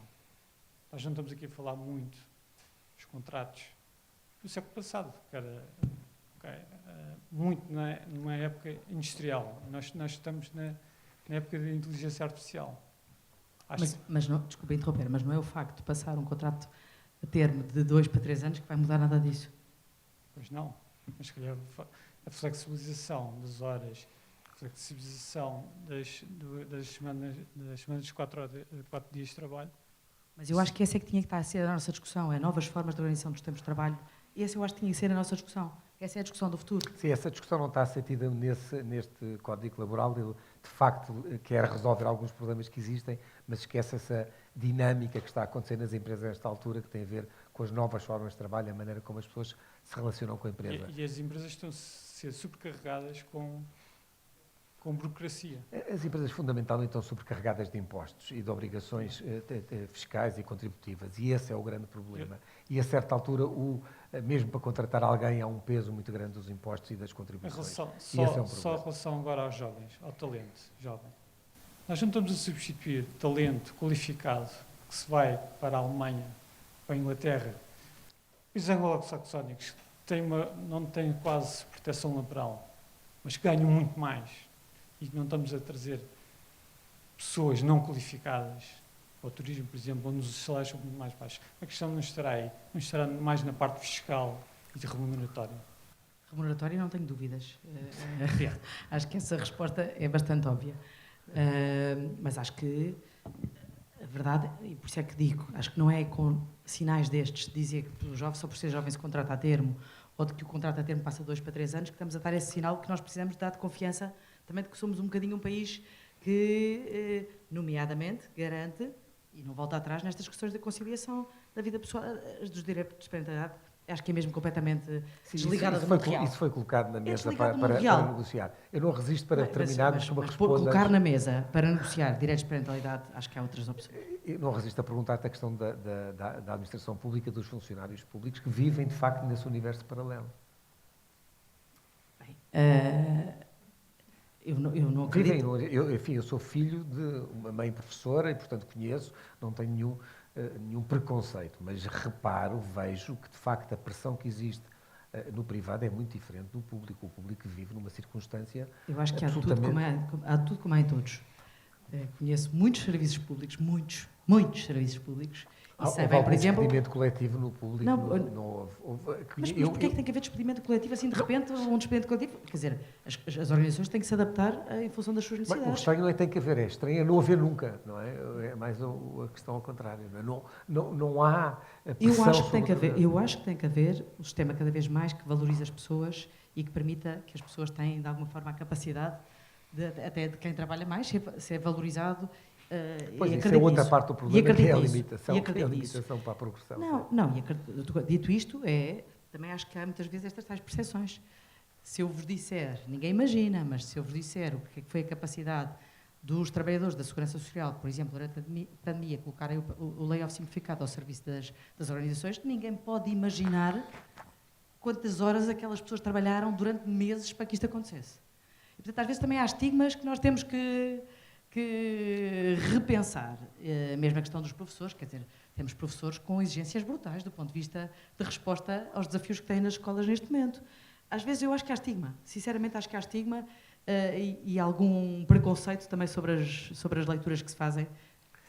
Pode haver estigma, a questão é que não existem regras que permitam intervir do ponto de vista de gestão. Depois, de facto, há preconceitos e há estigmas que existem, mas não existem instrumentos de gestão. Eu posso dar a minha opinião, mas é uma opinião pessoal, mesmo pessoal, e eu também sinto muito isso, acho que cada vez mais, até porque as próprias pessoas, muitas vezes na administração pública, eu acho que a tal capacidade de fazerem parte de uma equipa também, às vezes fica muito limitada por uma administração pública às vezes demasiado focada ou limitada, até legalmente, por processos complexos, burocracia complexa, que não lhes permite muitas vezes atingir o resultado. E eu acho que aí falta muito mindset de conseguirmos ter uma lógica de resultado, de capacidade de resposta às pessoas, capacidade de resposta às organizações, e às vezes essa limitação desfoca-nos. Não se vê acontecer isso no Estado. Muito bem, agradeço. A Segurança Social, desculpem lá, não admito que digam isso, porque a Segurança Social foi inexcedível e extraordinária na resposta à pandemia, nomeadamente no layoff simplificado. Agradeço. Desculpem lá, tenho que voltar a dizer isso, porque tive mesmo um exército de pessoas extraordinárias a superarem-se, como eu acho que é difícil encontrar. Vou já trabalhar com a Ana Mendes Judinho. Muito bem, obrigado, Ana. Espero que corra bem a eleição agora. Obrigada. Desculpa. Obrigada a todos. Quer fazer uma pergunta? Faça. É fui delicado. Rápido. Sou a Teresa, trabalho na Michael Page e, portanto, o nosso core, e obrigada, gostei muito de ouvir, e o nosso core é esse, não é? É recrutar pessoas, identificar talento, e tudo o que comentou passa diariamente pelas nossas mãos. E creio que temos uma sensibilidade para o que está a acontecer, que quem está, por vezes, desse lado, não toca, não vê e não sente do ponto de vista capilar do dia-a-dia. Eu reforço e acredito que há, de facto, um grande desequilíbrio entre o empregador e o empregado, e a pergunta é sempre esta, porque se há essa urgência em reter talento e cativá-los e mantê-los, fazendo aqui uma conta redonda, básica, quase de merceeiro, se eu quero pagar um bónus de 1.000, a empresa vai pagar por esse bónus 1.200 e o empregador vai receber 700 e pouco. Portanto, como é que as empresas conseguem contribuir efetivamente para essa motivação, para que fiquem connosco, além de todo o tema da cultura e de ter o propósito comum, que eu acho que muitas vezes é conseguido, mas as pessoas também se movem por questões financeiras e, de facto, as restrições são muitas. Como é que nós, efetivamente, vamos trabalhar este assunto? Porque é a queixa dos empresários. E eu acho que esse é um tema que tem que ser efetivamente revisto. Queria perguntar como é que a doutora olha para esse assunto. Como olho, não só como olho, como assinei no acordo de rendimentos que assinámos, já não me lembro, já me perdi, 2022, talvez Sim. o primeiro, era exatamente um dos temas, que aliás que resultou do Faltou compromisso. a CCP, faltou um só, Não, a CIP. nesse acordo. Não, A CIP esteve lá, a não, CIP não. esteve lá. 2022 não faltou nenhum, só faltou a CGTP. 2023 faltou a CIP. Respondendo, o que ficou mesmo expresso no acordo foi, e reconhecendo que eu acho que é mesmo crítico, foi a diminuição dos impostos sobre o trabalho. Como um compromisso, ou seja, eu acho que é mesmo crítico e é crucial. Ainda também demos outro passo, que depois já não implementámos, que foi nomeadamente considerar que ficavam isentos de IRS e de Segurança Social as participações nos lucros. Tem um termo técnico? Distribuição, exatamente. Desculpem, falta-me o termo técnico. E ainda ficou prevista essa, no fundo até nesta lógica, não é? De que, a lógica é, se houver partilha de riqueza, e incentiva a partilha de riqueza, então acho que não é o Estado que deve beneficiar disso. A lógica foi essa. Mas não aprovaste a ideia da CIP de isentar de impostos o prémio. Aprovámos este mecanismo. Foi a alternativa. Aprovámos este mecanismo, que era, no fundo, é um princípio disto, não é? Quando há partilha de riqueza, a distribuição de lucros partilhada pelos trabalhadores, aí não deve ser o Estado a beneficiar com isso e, portanto, ficava isento tinha limites. No fundo, limites para que isto depois, a altura, não fosse um mecanismo de... Quanto? Acho que não. 6% do salário, exatamente. 6% do salário anual. Exatamente. É isso, ou seja, tinha um teto, certo? Também numa lógica de... Quer dizer, tudo isto deve ser avaliado e reavaliado e os próprios valores devem ser avaliados. Mas a lógica foi também que fosse uma forma de garantir distribuição equitativa pelos vários e que não se transformasse isso no salário anual, certo? Depois também temos de ter aqui um bocadinho as lógicas de tentar evitar que isto de repente se transforme em invasão massiva, certo? Espero ter respondido. Respondeu. Okay. Muito bem. Muito obrigado, Ana Inês Godinho. Obrigado, beijinho. Muito bem, vamos então diretamente para o painel que encerra. Chamo aqui ao palco o Jorge Henriques, presidente da FIPA, o Álvaro Fernandes, diretor-geral da Michael Page, e o Alcides Cruz, co-manager Business Development da Elo Sistemas de Informação. Pode sentar-se aqui ao meu lado, meu amigo Jorge Henriques. Isto tem sido interessante porque passamos de uma primeira leitura, que depois foi desconstruída pela Ana Mendes Godinho, que simpaticamente interrompeu a campanha para estar connosco. E agora passo já a palavra ao Jorge Henriques, que tem a experiência de gestão, de gerir pessoas. Eu há dias estivemos juntos e ele disse que eu parecia do Bloco de Esquerda porque escrevi um artigo, tinha escrito um artigo a propósito do Banco de Horas. Esta alteração legislativa que está sobre a mesa é positiva para as empresas? Não sei se lhe disse isso. Disse mais ou menos. Em primeiro lugar, tenho que agradecer ao André Macedo o facto de me ter empurrado para este debate. Eu, nos últimos tempos, tenho estado muito mais preocupado com o crescimento da economia. Como é que podemos mudar o perfil económico deste país, o perfil das pessoas, e não é só o perfil dos gestores e dos trabalhadores, é o perfil dos políticos. Por acaso, aqui na entrevista anterior, os políticos ficam sempre fora, porque, na realidade, adquiriram uma formação e um nível de tal maneira que, portanto, não precisam desta correção para cima. Ora, eu acho que a sociedade, toda ela, de uma forma geral, muito obrigado, toda ela necessita de se centrar sobre aquilo que é essencial para o país. Eu não fujo à sua questão, mas, na realidade, a sua questão encerra uma outra mais importante, é como é que podemos crescer. Nós não temos crescido. Nós temos tido, estamos fartos de olhar para essa análise, temos tido um crescimento anémico, do ponto de vista económico, não exportamos aquilo que devíamos e nós não podemos sobreviver com uma economia pujante se não aumentarmos as nossas exportações. E para aumentarmos tudo aquilo que eu estive aqui a dizer, naturalmente que necessitamos de um conjunto de instrumentos que sirvam exatamente a este propósito. Mas a legislação laboral. Exportamos 50% do PIB. Sim, está bem, mas exportamos pouco valor, exportamos volume. Isso é outra história. Tínhamos que criar marcas, isso ia nos levar a um outro debate. Em primeiro lugar, não era a reforma da lei laboral, era a reforma da lei mental portuguesa e, provavelmente, a reforma da economia portuguesa. Isso é outra coisa. Para responder à questão que o André Macedo colocou, sim, naturalmente que é necessário fazer uma alteração da legislação laboral. Por uma razão simples. A agenda do trabalho digno, em alguns aspectos, não tem totalmente não se pode aplicar-lhe a palavra digno, porque é feita de um conjunto de percepções, na minha opinião, e eu estou aqui a representar a minha opinião, essencialmente erradas face àquilo que é a evolução da sociedade e do mercado de trabalho. Portanto, é necessário mudar. Eu vou concretizar, mas tenho que dar um espaço de tempo para eu, em primeiro lugar, rever aquilo que antes eu estava aqui a pensar, que era um bocadinho mais atribulado. Porque, na realidade, esta forma como vivemos, de não querer mudar nada ou de querer mudar em função de percepções, é absolutamente errado. As alterações desta legislação, em 2 ou 3, não vou referir-me aqui às questões da tecnicidade complexa, de uma legislação que já de si é complexa, mas a questão dos contratos a termo, sim, é necessário revê-los. E é necessário revê-los, não é para aumentar a precariedade, antes pelo contrário, as empresas hoje não querem precariedade, as empresas estão com falta de mão de obra. É para ajustá-lo àquilo que são as necessidades do crescimento da economia e, em primeiro lugar, da articulação das empresas com o mundo real.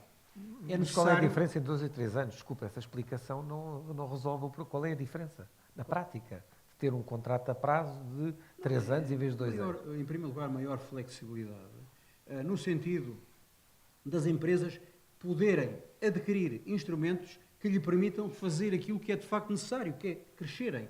Nós temos um problema de um déficit.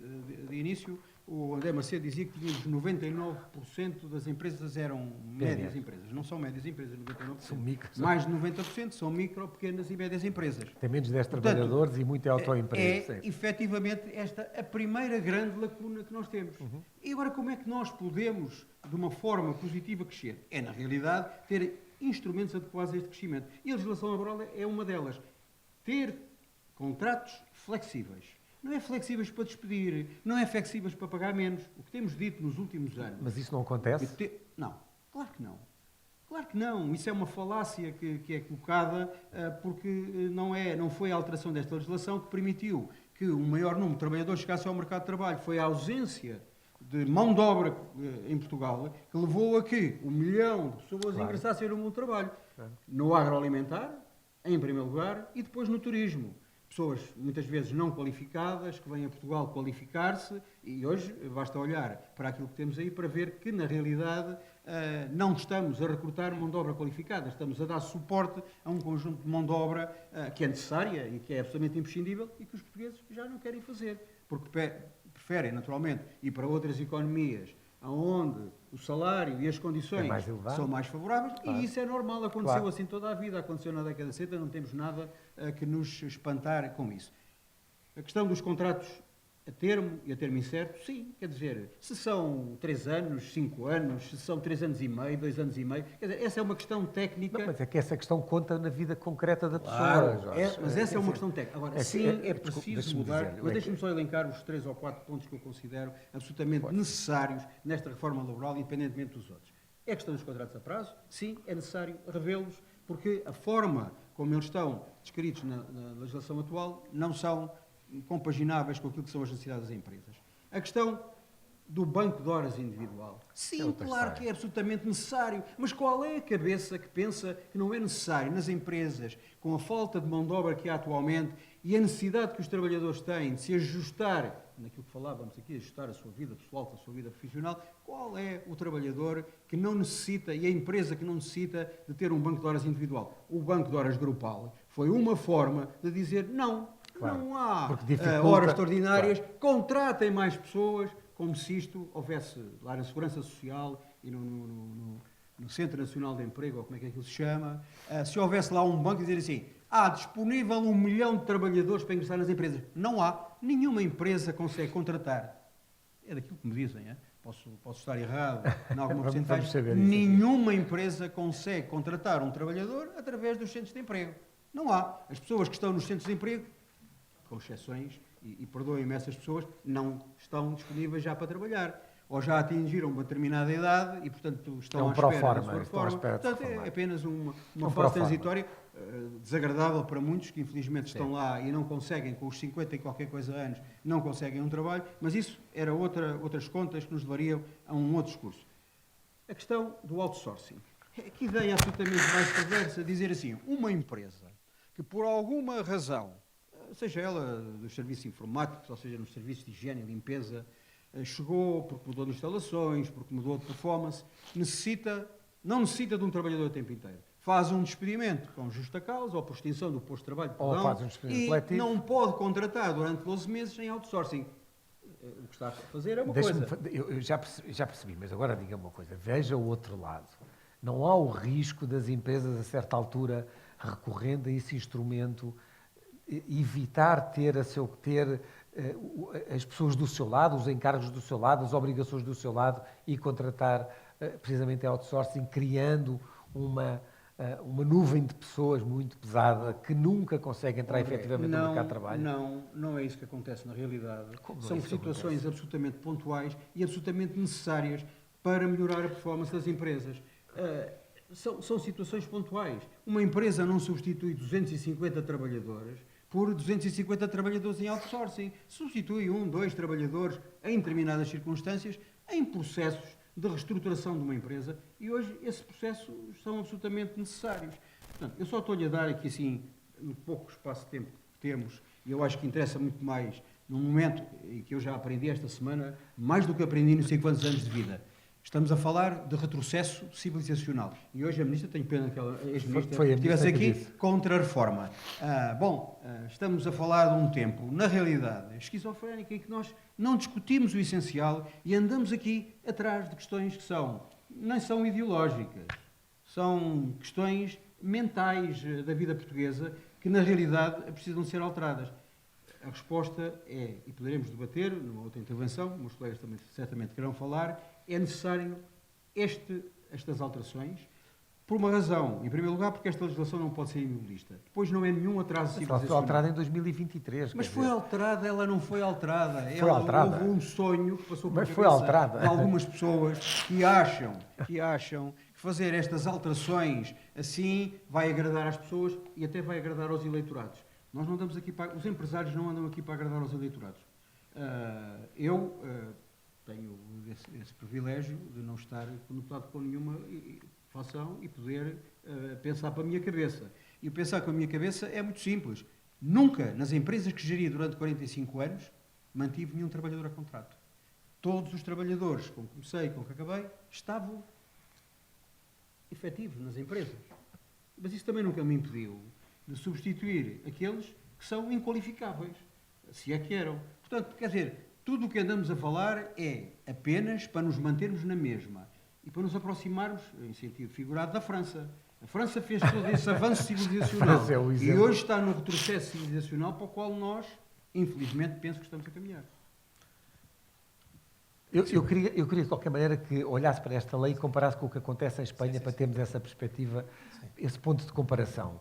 Estamos sempre a tentar comparar, enfim, falámos de França, que é de facto o cenário mais dantesco, em que o grau de exigência dos trabalhadores, as paralisações, as greves constantes imobilizaram a economia, a dívida pública está nos 113%, é impossível mudar, seja o que for naquele país, dos feriados ou à segurança social. Como é que nós comparamos com a Espanha? Enfim, a Península Ibérica conta para nós. A ver, la primera cosa, cuando la ministra estaba a comentar, había una serie de cosas que estaba a decir, cuando comparaba el número de personas que en Portugal consideran que no tienen contrato sin termo que les permite tener una casa, los jóvenes, comprar una casa, etcétera. Esto pasa efectivamente y en Alemania no pasa. ¿Pero por qué? Porque la legislación en España, que también no pasa, no es el mismo nivel, la legislación laboral es distinta, es mucho más flexible. ¿Y en qué sentido es más flexible? No, tal vez no serían tan necesarios los contratos a termo, alongar los contratos a termo, si existiera mayor flexibilidad en los contratos sin termo. Y aquí es un punto donde Ou seja, mais facilidade em despedir, é isso? es claramente existir, no es solo más facilidad, es fixar unos valores que estén tratados en concertación social, de forma que sean justos, pero que estén prefixados y que permitan a la empresa tomar la decisión si quiere continuar o no quiere continuar con un Mas colaborador. em Portugal existe, está estipulado um número de dias que tem que ser pago por cada ano de trabalho, portanto existe um valor de referência, Pero está- embora exija negociação. Existe una negociación donde y que además yo creo que eleva para los dos lados negativamente. En ocasiones tienes algunas empresas que son capaces de hacer una negociación muy dura, y esto lo vemos en algunas entidades financieras y en otras empresas grandes, que permiten decir, oye, si no aceitas estas condiciones, vamos a mandarte para 39 kilómetros de tu casa. Vamos a cambiar de teclado. Juiz em Portugal depois manda isto tudo para trás. Todo para atrás. Pero al final lo que estamos a hacer es llevar las cosas a los tribunais, sobrecargando los tribunais y haciendo que todo sea E muito mais atrasando o lento. tempo até da própria pessoa que fica refém de uma Que llega un circunstância momento en difícil. el que no funciona. Entonces, es mucho más simple tener un acuerdo donde dices, oye, ¿esto cómo funciona? Y esto lo tienes en países como Estados Unidos. Quanto é que se paga em Estamos a falar, Espanha? Qual é o valor de referência? Creo que son 33 días, si no me equivoco. Em Tienes otros Portugal são países como, 20 ou 21, salvo erro, por pero cada tienes trabalho. países como Italia que tienes 2 meses, son 60 días. Itália não é referência para nada, acho Bueno, eu, a es não ser referencia. para o Pero tienes Coliseu. Alemania tienes, no sé cuántos días son exactamente en Alemania, pero tienes esa libertad que permitiría. Yo, la mayor parte de las veces que estamos a hablar con empresas que vienen a Portugal, ellos nos comentan, empresas internacionales que quieren venir para Portugal, cuando analizan el mercado laboral, la ley laboral, ellos fican un poco sorprendidos con la inflexibilidad de decir, pero ¿y si me equivoco? ¿Y si las personas que contrato, porque vienen con la idea de hacer contratos sin termo para todos los colaboradores, 100% de los colaboradores sin contratos sin termo, pero cuando se dan cuenta de que no existe flexibilidad, ese es el momento en el que dicen... Ou seja, o facto disso acontecer é um incentivo para que existam contratos a prazo, é isso? Isto é, porque... Sin ninguna duda, para que todas las empresas que sienten la dificultad para después tomar decisiones en el momento, lo que intentan es decir cuáles son los mecanismos que me permiten alongar lo máximo posible mi poder de decisión, tener llanelas. Mas eu também não conheço nenhuma empresa em Portugal que tenha tido dificuldades em despedir. Vamos lá olhar para a realidade. Todas as empresas, quando querem despedir, despedem. Pode custar mais, menos, mas despedem, não é? Claro, pero estoy de acuerdo en que finalmente se acaba por hacer. Pero ¿cómo acaba pasando? Normalmente acaba pasando con muchas dificultades, con tribunales de por medio y sobre todo ya no es esto, es la desincentivación para hacer como primer contrato un contrato sin termo.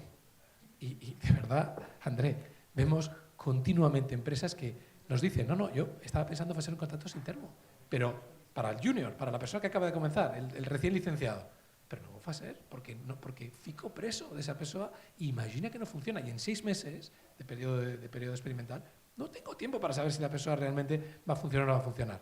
Entonces, son ese tipo de cosas que yo creo que podemos decir, no, pero la ley permite, sí, pero una empresa multinacional cotada en bolsa que quiere tener todo relativamente controlado, nos dice, bueno, pero no te preocupes que luego se negocia y esto... Dicen, no, mira, yo no trabajo sabiendo que esto luego se negocia, yo quiero tener certezas. Y es esto que yo creo que dificulta un poco. Esto por un lado. Por otro lado, Banco de Horas en España, que preguntábamos antes. Sim, isso é muito importante. O Banco de Horas de Espanha tem uma dimensão industrial superior à portuguesa e o Banco de Horas é muito relevante, nomeadamente para a indústria. ¿Cómo funciona? Funciona de una forma distinta. Funciona con que todas las empresas tienen, y luego puedes tener convenios colectivos que facilitan incluso más, pero tienes 10% de las horas anuales pueden ser movidas, 10%. 10%. 10%, lo que significa que si dices, oye, pues si tenemos en el sector agroindustrial, en el sector hotelero, turismo, tienes momentos de pico, o en el sector industrial, el propio... la producción de carros, donde dices, oye, viene un proyecto nuevo, necesitamos trabajar mucho durante este tiempo, luego paraliza un poco. Esto te permite poder mover las horas sin tener que pagar horas extra. A partir del 10% es cuando empiezan a ser horas extra, con lo cual permite una flexibilidad también mayor. Não tem que pagar horas extras em todo o horário, incluindo o noturno, depois das 10 ou 11? Si es en horario nocturno, sí. Okay. O sea, dentro del horario normal de trabajo, simplemente te permite movilizar y decir, oye, pues tengo ese 10% de individual. Individual. Portanto, Álvaro, tu achas que esta mudança que está a ser discutida é positiva face à herança da lei do trabalho digno? Vai ser favorável para as Yo creo que va a empresas? ser favorable claramente para flexibilizar el mercado laboral. E vai trazer vantagens para as pessoas e para as empresas, ou para as empresas e não para as pessoas? Yo creo que va a traer ventajas claramente para las empresas, eso no tengo dudas, y yo acho que cuando las empresas van mejor, los colaboradores acaban por tener también mayores oportunidades, porque el crecimiento económico, el crecimiento de las empresas genera empleo. Fundamental, é absolutamente Sin esto fundamental. no va a haber empleo. Y luego hablábamos del outsourcing y era una de las cosas que decían, no, entonces tiran a unas personas y contratan a unas personas en outsourcing, contratan el servicio en outsourcing, pero el servicio en outsourcing es feito por personas también, que están contratadas por outra empresa. Mas por una empresa coisa diferente é a empresa despedir aquelas pessoas todas para contratarem outsourcing, para deixar de assumir essa responsabilidade. A pergunta é, a empresa tem, evidentemente, uma responsabilidade que é ser competitiva, mas tem ou não uma responsabilidade social? Yo acho que tiene una responsabilidad social dentro de que esté ya de acuerdo con los objetivos de la empresa y con la continuidad de la empresa. Bem, Y yo o creo que tenemos que Elon tener... Musk não tinha grande responsabilidade social, despedia toda a gente a toda a hora, não pode depender da consciência de cada empresário. Totalmente. Yo acho que el modelo estadounidense, que es hiper abierto, Muito aberto. es demasiado abierto probablemente, y nosotros no estamos absolutamente preparados para un mercado tan abierto, donde es demasiado rápido, pero entre ese mercado tan abierto y el mercado portugués existe una diferencia importante. Existe o exemplo da flexi-segurança no norte da Europa, da capacidade de despedir com mais facilidade, mas depois o Estado assume, cuida do desempregado de melhor forma, isto é, paga mais e durante mais tempo. Isso seria uma solução em vez de estarmos sempre à procura destas alternativas, isto é, em vez de estarmos a flexibilizar, a mudar o tempo dos contratos a prazo, etc., não seria preferível resolver o problema de vez e dizer vamos para o sistema da flexi-segurança, é mais fácil, deixemos complicações para despedir, quando a empresa tem que despedir, tem algumas justificações que tem que dar certamente, mas depois o importante é que o trabalhador tenha esse acolhimento no Estado e tenha formação decente, etc., e um salário digno. Não seria mais fácil? Y de todas formas, estamos a hablar de... Antes estábamos a hablar de decir, no, pero la empresa no tiene refens, la empresa no tiene refens. La realidad es que efectivamente las empresas están con falta de profesionales, pero lo que quiere reclutar todo el mundo, la necesidad son de profesionales, no de cualquier profesional. Claro. Entonces, esta es la gran dificultad. No es, no, pero todo el mundo quiere personas, ¿no? Todo el mundo quiere personas, pero quiere a los bons profesionales, no quiere cualquier E profesional. também convém que paguem as boas, não é? Claro, pero y ahí es donde tienes que ser competitivo y ahí es donde nos vemos todos los días cómo se produce esa lucha por el talento. Y nos que estamos a ver y tenemos candidatos que tienen dos propuestas, una de una empresa, otra de otra empresa, y tú ves rápidamente cómo empieza esa lucha. Eso es real. Pero esto no significa que haya trabajadores que no son bons, que no están a hacer un buen trabajo, y que a día de hoy una persona que no está a hacer un buen trabajo, uma empresa não pode despedi-la. Sim, e as empresas com maior dificuldade não têm capacidade para despedir, não têm a disponibilidade financeira e ficam reféns de um grupo de pessoas sem qualidade e ficam ali, enfim, levam a empresa à falência. Enfim, eu faço aqui um bocadinho de Mortágua, de Mariana Mortágua, e, portanto, esse é o papel. Estas alterações legislativas que estão a ser preparadas e que, enfim, não sei quanto tempo vai demorar, se é já no Orçamento de Estado, o PS não quer que seja, se é um mês depois, isto tudo vai obrigar a uma adequação muito grande da parte das empresas. Tudo isto obriga a que o software seja atualizado para que, por exemplo, o banco de horas funcione e seja contabilizado devidamente. Isso é um custo para as empresas também, embora depois tenha vantagens. Esse mecanismo, isso acontece rapidamente? Mais ou menos rápido, de dois fatores. Nós, felizmente, no Grupo Ceresco temos uma característica, e Espanha tem essa característica que em Portugal não existe do mesmo modo. Nós trabalhamos junto dos organismos oficiais, vamos de alguma maneira, estando próximo das alterações legislativas. O que é que significa trabalham junto? Significa que trabalhamos, por exemplo, com a Segurança Social, no que é a antecipação de algumas medidas. Portanto, e na eficácia que os sistemas podem ter na sua própria gestão. Portanto, a Segurança Social, antes de aplicar a lei, está em contacto com vocês para que as coisas sejam aplicadas de forma Exatamente. E nós, naturalmente, há aqui duas variáveis. Uma variável é desenvolver uma componente de software que permita incorporar estes mecanismos. E a outra componente é qual é o nível de atualização tecnológica que cada cliente terá, que mais facilmente vai receber estas atualizações com estas alterações. É evidente que se os clientes tiverem uma lógica de suporte e de continuidade dos seus sistemas, vão tê-los mais atual e estarão mais capazes de receber as alterações. Por outro lado, vamos precisar de um tempo necessariamente, não é só de desenvolver, mas é de dar maturidade ao próprio processo de desenvolvimento. Tem que haver aqui um teste e uma aplicação antes de chegar de uma maneira maciça. Mas os sistemas em si vão ajudar numa outra variável, que é a transparência da informação, que é que os próprios, de uma maneira autónoma, consigam ter acesso àquilo que é a sua flexibilização, designadamente o banco de horas, ou seja, na que questão o trabalhador tem acesso a essa informação e consegue perceber... E ele próprio propor a sua utilização, a sua compensação. E quando se fala também nas alterações em termos de parentalidade, também o próprio poder, ou os próprios, neste caso, poderem ver de que maneira está registado em sistema e usarem a flexibilidade que o sistema permita. Portanto, é importante que as empresas mantenham os seus sistemas atuais e é importante para quem desenvolve soluções esteja próximo dos legisladores para conseguir... Há alguma alteração das que estão previstas que é complicada de executar ou que pode gerar confusão na sua gestão? Se falarmos especificamente no caso, não creio, genericamente não creio, porque já temos o banco de horas, já hoje ele existe e é aplicado, já o tínhamos ou temos ainda num contexto mais restritivo, que é o contexto grupal. Portanto, os mecanismos, depois variam aqui as amplitudes, são 60 horas ou são 50 horas, a maneira como podem ser compensadas, portanto, os mecanismos existem. Agora, vão ter que ser adequados à individualidade de cada um dos Portanto, casos. vai ser um bom momento para faturar uma venda Assim esperemos. de bons produtos. O que é que lhe parece a possibilidade dos trabalhadores comprarem dias de férias? Não me faça esse ar já abatido. Faz já um ar abatido. Sabe, eu sou um bocadinho alérgico à questão Eu férias. sei que sim. Por uma razão. Eu acho que num mundo, num tempo, e sobretudo Mas na eu digo que está economia, reformado, é por isso. onde nós precisamos trabalhar, estar a falar-se recorrentemente Só falei uma 4 vez. dias de trabalho, mais dias de férias, comprar férias, sobretudo a seguir a férias, é evidente que há circunstâncias Sim. em que isso pode ser compaginável com a atividade de algumas empresas. Mas eu acho que essa não é a lógica que existe neste momento. Eu acho que discutirmos, colocarmos no ar, por questões que já vimos que não são absolutamente racionais, da semana de 4 dias, de comprar os dias de férias para seguir às férias, naturalmente sendo considerada uma falta justificada, porque não são remunerados, embora não afetem depois todas as outras questões, devido ao almoço, etc.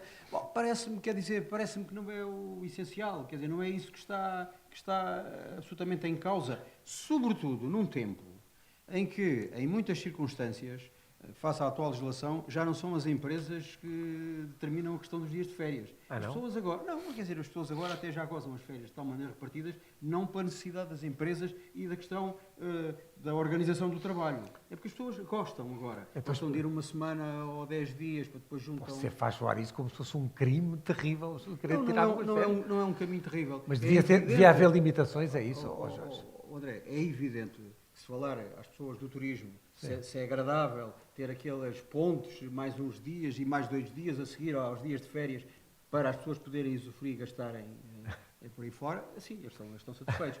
Nós achamos que tudo deve ser equacionado em função daquilo que é a competitividade do país. Esse é o valor supremo. Não, esse é o valor porque esse é o valor que determina o bem-estar das pessoas. As empresas hoje, nós estávamos, deixe-me só voltar atrás, estamos a falar da questão dos contratos a prazo. Quando hoje uma empresa quer ir buscar um trabalhador qualificado, não o vai buscar a termo. Não, claro. Vai buscá-lo. Ou seja, estamos a falar sobretudo das pessoas que ingressam no mundo do trabalho ou pessoas de mão de obra menos qualificada e que sabemos como é que isto E esses têm que ser mais protegidos ou não? Aqui não há que ter que ser protegidos. Nós temos que melhorar, volto a repetir. Em primeiro lugar, temos um problema da dimensão das empresas. A dimensão das empresas em Portugal tem que ser alterada. Isto é absolutamente fundamental. Através de aquisições, fusões, aquilo que defendemos há uma série de anos. No país não é muito... não é nada. Não está muito encaminhado não tem essa cultura, para isso. Ou não seja, tem. não gosta das sociedades, não gosta das fusões, não gosta das dimensões.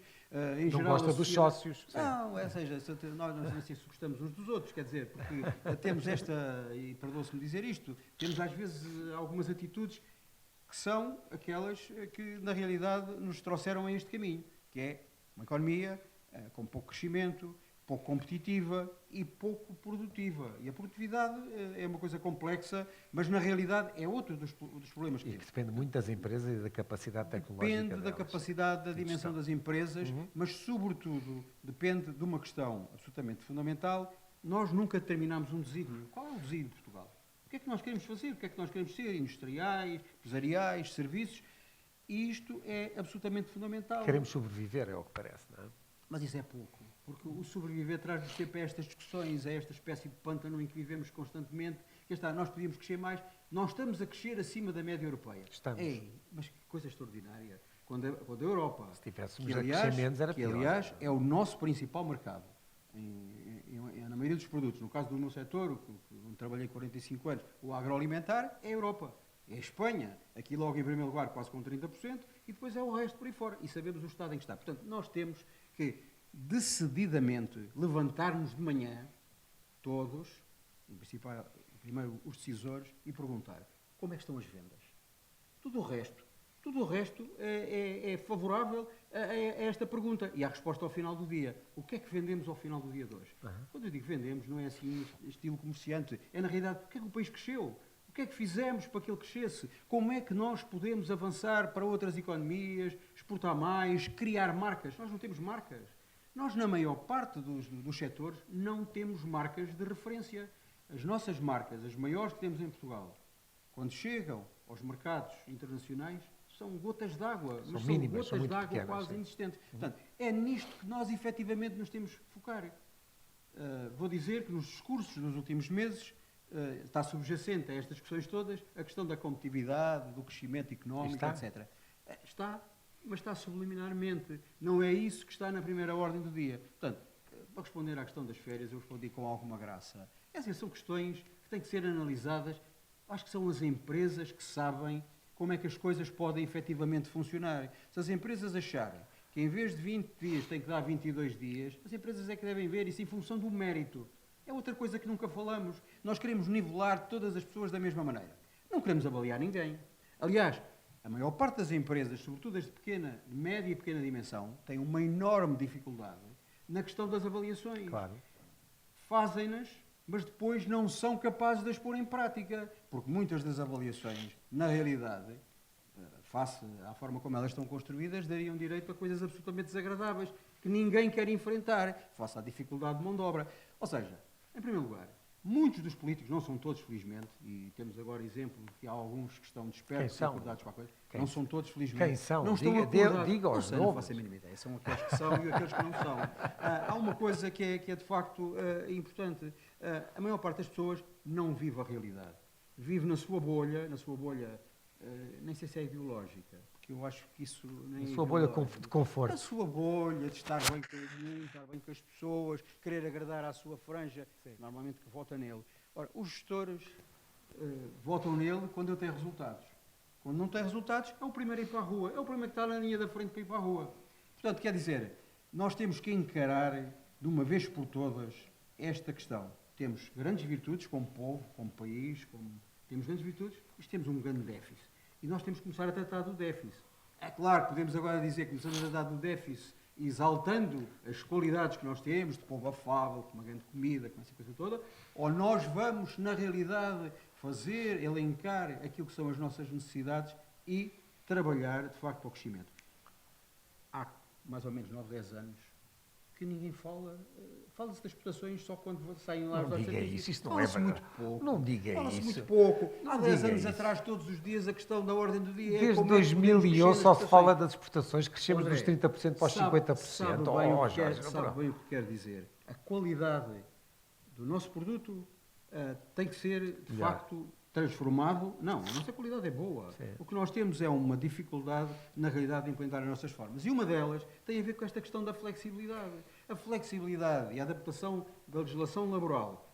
E os contratos, por exemplo, a termo incerto, têm muito a ver com empresas que estão em construção, que são sazonais, que estão a lançar plataformas de exportação, etc. Portanto, não podemos diabolizar aqui as coisas e dizer assim, o que é bom é dizer assim às pessoas, estão protegidos para a vida toda, nunca mais vos vai acontecer nada e, portanto, continuemos nesta bela coisa digna que é não fazer nada.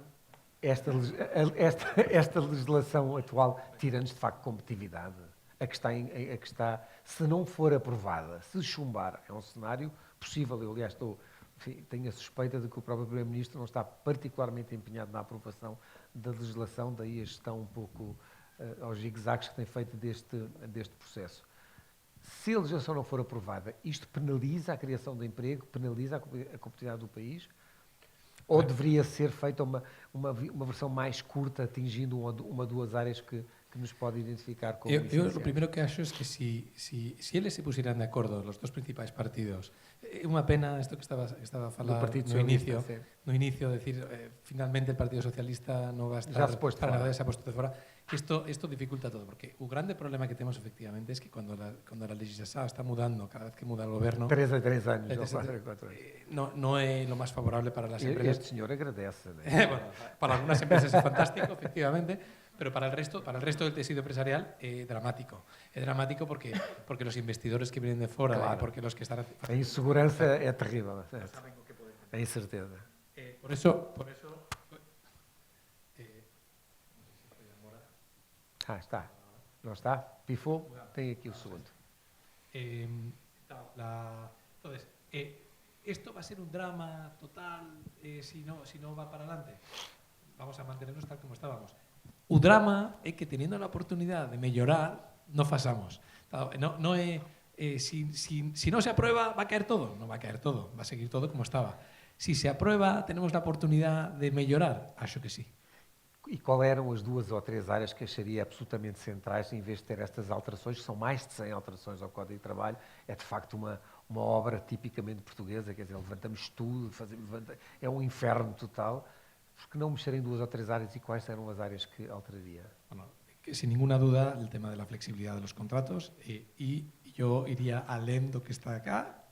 Percibo que é unha mudanza tan grande para Portugal y para la mentalidad a día de hoy que poner un contrato sin termo en el que la terminación sea mucho más flexible y simplemente digas, oye, no estoy a gustar de cómo estás a trabajar, esta es la indemnización, está fixada por el gobierno, por la ley, no hay nada, no vamos a discutir, sales y ya está. Esta para mí sería la primera, pero como esto acho que va a ser imposible, creo que el tema de la flexibilización de los contratos es un paso, por lo menos, para ayudar. Creo que el banco de horas va a permitir a las empresas poder organizarse de una forma mejor para... Mas é fundamentalmente uma necessidade das empresas industriais, não? Industriales y no son industriales, pero principalmente industriales. Pero todos los que tengan algún tipo de sazonalidad precisan de ir mudando. E eu acho Sim, por e isso... com as oscilações que existem, com as tarifas, com os choques tecnológicos, é preciso dar essa capacidade de resposta às empresas. Y luego acho que tenemos que tratar también el tema del teletrabajo, que vemos que... Tratar do teletrabalho significa acabar com ele? No significa acabar con él, significa que esté mejor regulado y significa que las empresas puedan decidir y puedan encontrar un equilibrio en función también... Mas porquê? Porque hoje não há equilíbrio, é isso? No, yo creo que a día de hoy está todo un poco en el aire, no está bien regulado. Y a día de hoy hay mucha capacidad por parte del trabajador de escoger cuál es el modelo que quiere hacer, sin tener en cuenta cuáles son las necesidades de la empresa. Yo creo que tiene que haber un equilibrio donde digas, oye, sí... Mas como é que se consegue esse equilíbrio? Ou decide um ou decide o outro, não é? Quer dizer, não há aqui... E deve ser quem? Quem paga? Debe ser, en mi opinión, debe ser en función de la necesidad de la empresa. Y si te equivocas, pierdes a los colaboradores. Claro. Esto es así. Llega un momento en el que el mercado te pone en tu sitio. Os que têm alternativa. Há quem não tenha alternativa. A questão é saber se a lei laboral deve proteger aqueles mais desfavorecidos, os que estão mais vulneráveis. Efectivamente, pero honestamente no acho que durante todos los años que te hemos tenido anteriormente tuviera un abuso total y absoluto. Yo creo que simplemente ha habido un cambio radical donde se ha producido también una parte de abuso. Sim, Portugal, apesar de tudo, tem evoluído e apesar de existirem esses frentismos muito da extrema-esquerda e da esquerda querendo bloquear tudo, Portugal tem feito uma evolução que não tem impedido o crescimento das empresas, embora continuemos muito pouco competitivos. Qual é a sua opinião desta legislação? Bom, acho que muitas vezes temos nas empresas, e eu este ano vivi 2 casos em concreto, em que esta lei, sem dúvida, ajuda, porque muitas vezes as empresas têm necessidade de criar novas posições e, por vezes, reforçar posições que existem. O criar novas posições é tão simples quanto esta. Vamos para um novo mercado, vamos experimentar uma nova tecnologia, vamos ver em que medida podemos desenvolver usando novas tecnologias. E esse risco de fazer coisas só é possível com recursos. Mas como há um risco intrínseco ao negócio, se as coisas correrem bem, fantástico para todos, inclusive para o trabalhador. Se as coisas correrem mal, o ónus fica do lado das empresas. porque não tem flexibilidade Mas para não é fazer. natural que fique do lado da empresa, já que a empresa é quem depois tira o maior benefício? Aí já não falo de tecnologia, falo de outros aspectos, mas a questão é, ao invés da lei ser estimulante, um estímulo para que as empresas corram esse risco, façam experimentação, busquem mercados, procurem tecnologias Ela não alternativas, favorece isso. a lei não favorece. Ao não favorecer, estamos a contribuir para uma coisa que é o pouco dinamismo e a pouca inovação da É nossa... pouca inovação, a da nossa- estagnação económica, aquilo que o Jorge dizia há pouco, o facto das empresas serem ilhas e não se juntarem, não criarem massa crítica. No caso do Grupo Ceresco, somos um bocadinho contrários a isto, porque de facto o Grupo Ceresco absorveu em Espanha uma empresa e em Portugal já absorveu 2 empresas, uma das quais a que eu represento, que é a Sistemas de E Informação. quando fez esse processo de absorção, teve que despedir pessoas? Não, pelo contrário, reforçou áreas. No caso da EL, como unidade de negócio especialista numa área específica, na área de recursos humanos e na gestão de equipas de trabalho, teve que reforçar a sua estrutura para conseguir melhorar os níveis de serviço que tinha. Portanto, a questão não é as empresas não quererem recrutar pessoas. É um pouco esta incerteza de... As empresas recrutam quando precisam e quando podem, é tão simples quanto isto. A questão é depois saber que limitações é que têm na gestão das pessoas, e a lei laboral hoje em Portugal cria limitações. E nós hoje temos... há 2 aspectos que a lei, de facto, poderia ser melhorada. Um é aquilo que é o espectro da mão de obra disponível tem mudado nos últimos anos. E em alguns setores nós passamos a ter mão de obra que veio de fora, que traz uma atitude cultural completamente diferente. O que é que significa completamente diferente? É melhor, é pior, é diferente? É o quê? É diferente, em alguns casos é melhor, em outros casos é pior. Nós Melhor temos e pessoas pior que vêm, nós temos pessoas que vêm de países que têm um nível de desenvolvimento e uma maturidade na legislação muito pior do que a nossa. E temos pessoas que vêm do norte da Europa, especialmente, e dos Estados Unidos, pessoas que vêm com conceitos completamente diferentes. E a nossa legislação está aqui num limbo. Um aspecto que de todo, e já foi hoje aqui levantado como uma questão, que de todo não está bem tratado nesta legislação, e não é apenas fiscal, também é laboral, tem que ver com a diferenciação das pessoas pelo mérito. Porque podem as empresas ter diferentes pessoas, diferentes trabalhadores, para a mesma função, mas cada uma delas ter um desempenho completamente diferente, e a única forma que a empresa tem é ou vencimento ou distribuição de dividendos. E esta alteração legislativa permite alguma flexibilidade nesta área? Totalmente, yo creo que si finalmente se aprueba esto, yo creo que es un incentivo importante para que las empresas puedan ser más competitivas en los salarios. Yo total y absolutamente de acuerdo en que eso es una medida muy positiva. Hay una medida más que antes no falé y que yo acho que muchos de nós que estamos a dirigir empresas estamos a viver, que es el tema de las personas con discapacidad. Y una de las medidas que se está a ver, no sé si llegará a buen puerto o no, pero era el tema de pasar a porcentaje de discapacidad de 60% para 33%, como pasa en otros países europeos. Yo creo que Isso é muito importante do ponto de vista da integração das pessoas. yo creo que es un punto importante. A ver, no es tan estratégico porque estamos a hablar de un colectivo mucho más pequeño, pero sí es verdad que muchas empresas han recibido recientemente cartas de la ACT a decir que no se ha cumplido el cupo exactamente como se tenía que hacer, y que tienen que pagar una multa porque no están a conseguir. Y por otro lado tienes millares y millares de empresas a ligarnos, a decir, yo quiero reclutar personas que tengan 60% de capacidad, pero no encontramos. Y para nosotros es un negocio, estamos felices de decir, claro, oye, vamos a trabajar con esto, pero no encontramos también. Mas não encontram por quê? Porque no existe, porque no están en el mercado, porque es muy difícil llegar a ellas y porque no hay personas suficientes para cumplir los cupos. Y porque dentro de las personas que están con un 60, más de un 60%... Ou seja, essa parte do mercado laboral não está suficientemente sistematizada para que depois exista uma pool de trabalhadores disponíveis. É isso? No existe una pool y hay muchas personas con discapacidad que no quieren revelar que tienen discapacidad, o sea, personas que han sufrido cancro y que reciben un atestado de 60% y prefieren no decir. Tienes personas con... É uma questão cultural.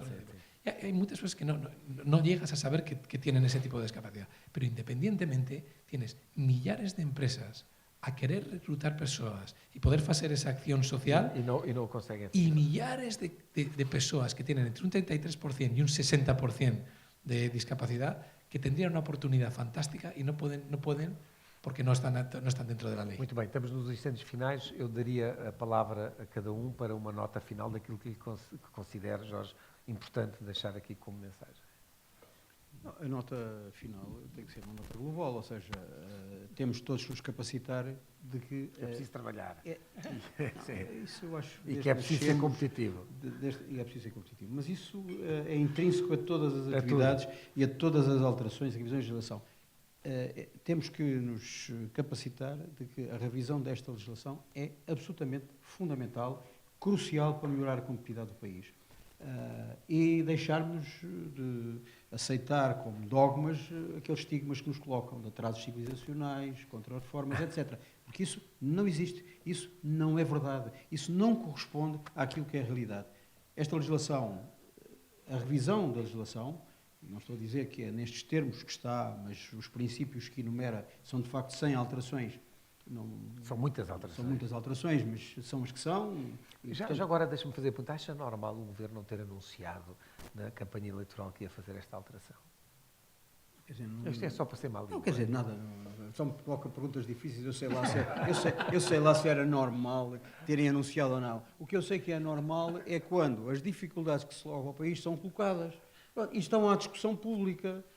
Claro que nós temos um sistema absolutamente fragilizado e desta perturbação, que é... eu não estava à espera que esta legislação fosse aprovada na concertação social. Por uma razão.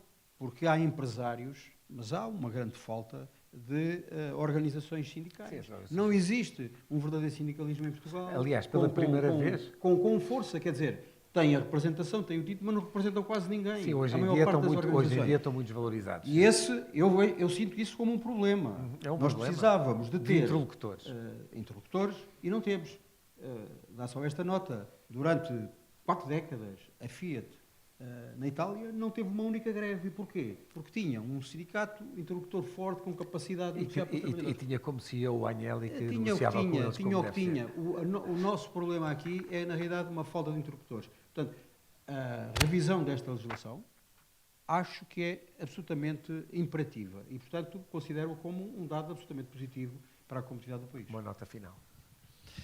Da minha parte, decir que eu acho que Portugal tiene una oportunidad fantástica de atraer investimento cada vez y nos asistimos más a empresas internacionales que quieren crear hubs, centros de servicios partillados, porque quieren aprovechar que Portugal tiene la lengua, tiene profesionales con altas cualificaciones y tenemos que crear los mecanismos laborais, una legislación laboral que faça o país atractivo.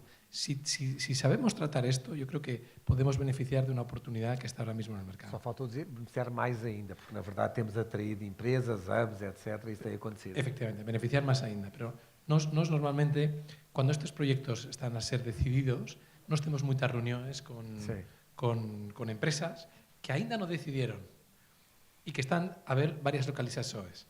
Con lo cual, no somos conscientes no solo de las que vinieron, que son muchas, pero también de las que finalmente no vinieron. Porque nos hemos tenido reuniones, te hemos enseñado cómo funciona, te hemos enseñado los salarios, te hemos enseñado la legislación laboral. Y eso, vemos ahí la limitación. Decimos, ¿y si tuviéramos ganado todos estos, cuán bien estaríamos? Eu acho que provavelmente melhor. Uma nota final, então. Bom, nós de facto, em Portugal, temos vencido alguma dificuldade nos últimos anos naquilo que é colocar a tecnologia portuguesa na montra internacional. Eu recordo-me, quando comecei a trabalhar com o mercado de Espanha, tinha-me de uma maneira subliminar dizer que era tecnologia europeia, porque havia um estigma de ser uma tecnologia portuguesa. A marca portuguesa não tem o markup, pelo contrário, desvaloriza. Uma coisa é certa, estamos num setor que está capacitado para acompanhar as legislações legislativas, as alterações legislativas, sejam estas ou outras. Estamos a enfrentar desafios como bem mais desafiantes, passa a redundância, que é a questão da incorporação da inteligência artificial. É um facto no dia de hoje. Há diferentes atividades cujas funções são substituídas por robôs. Não vamos falar disso. Portanto, é outro programa. Isto é um inferno que vem aí, mas um verdadeiro inferno. Mas a verdade é uma... fazer de conta que não, que é muito bom. Mas a verdade é que para programar esses robôs são precisas pessoas, para os testar são precisas pessoas e vão criar novas funções. Portanto, Sim, mas isso é um pouco um mito, vão criar novas funções. O que tem acontecido com a aplicação da inteligência artificial é que há uma redução efetiva do número de pessoas e isso vai colocar desafios à sociedade como um todo. O que fazemos, eu, por exemplo, a fim de disponibilismo para estar meio-dia sem trabalhar, caso seja necessário. Agradeço a todos, acho que foi um debate bastante interessante, tivemos um ponto de vista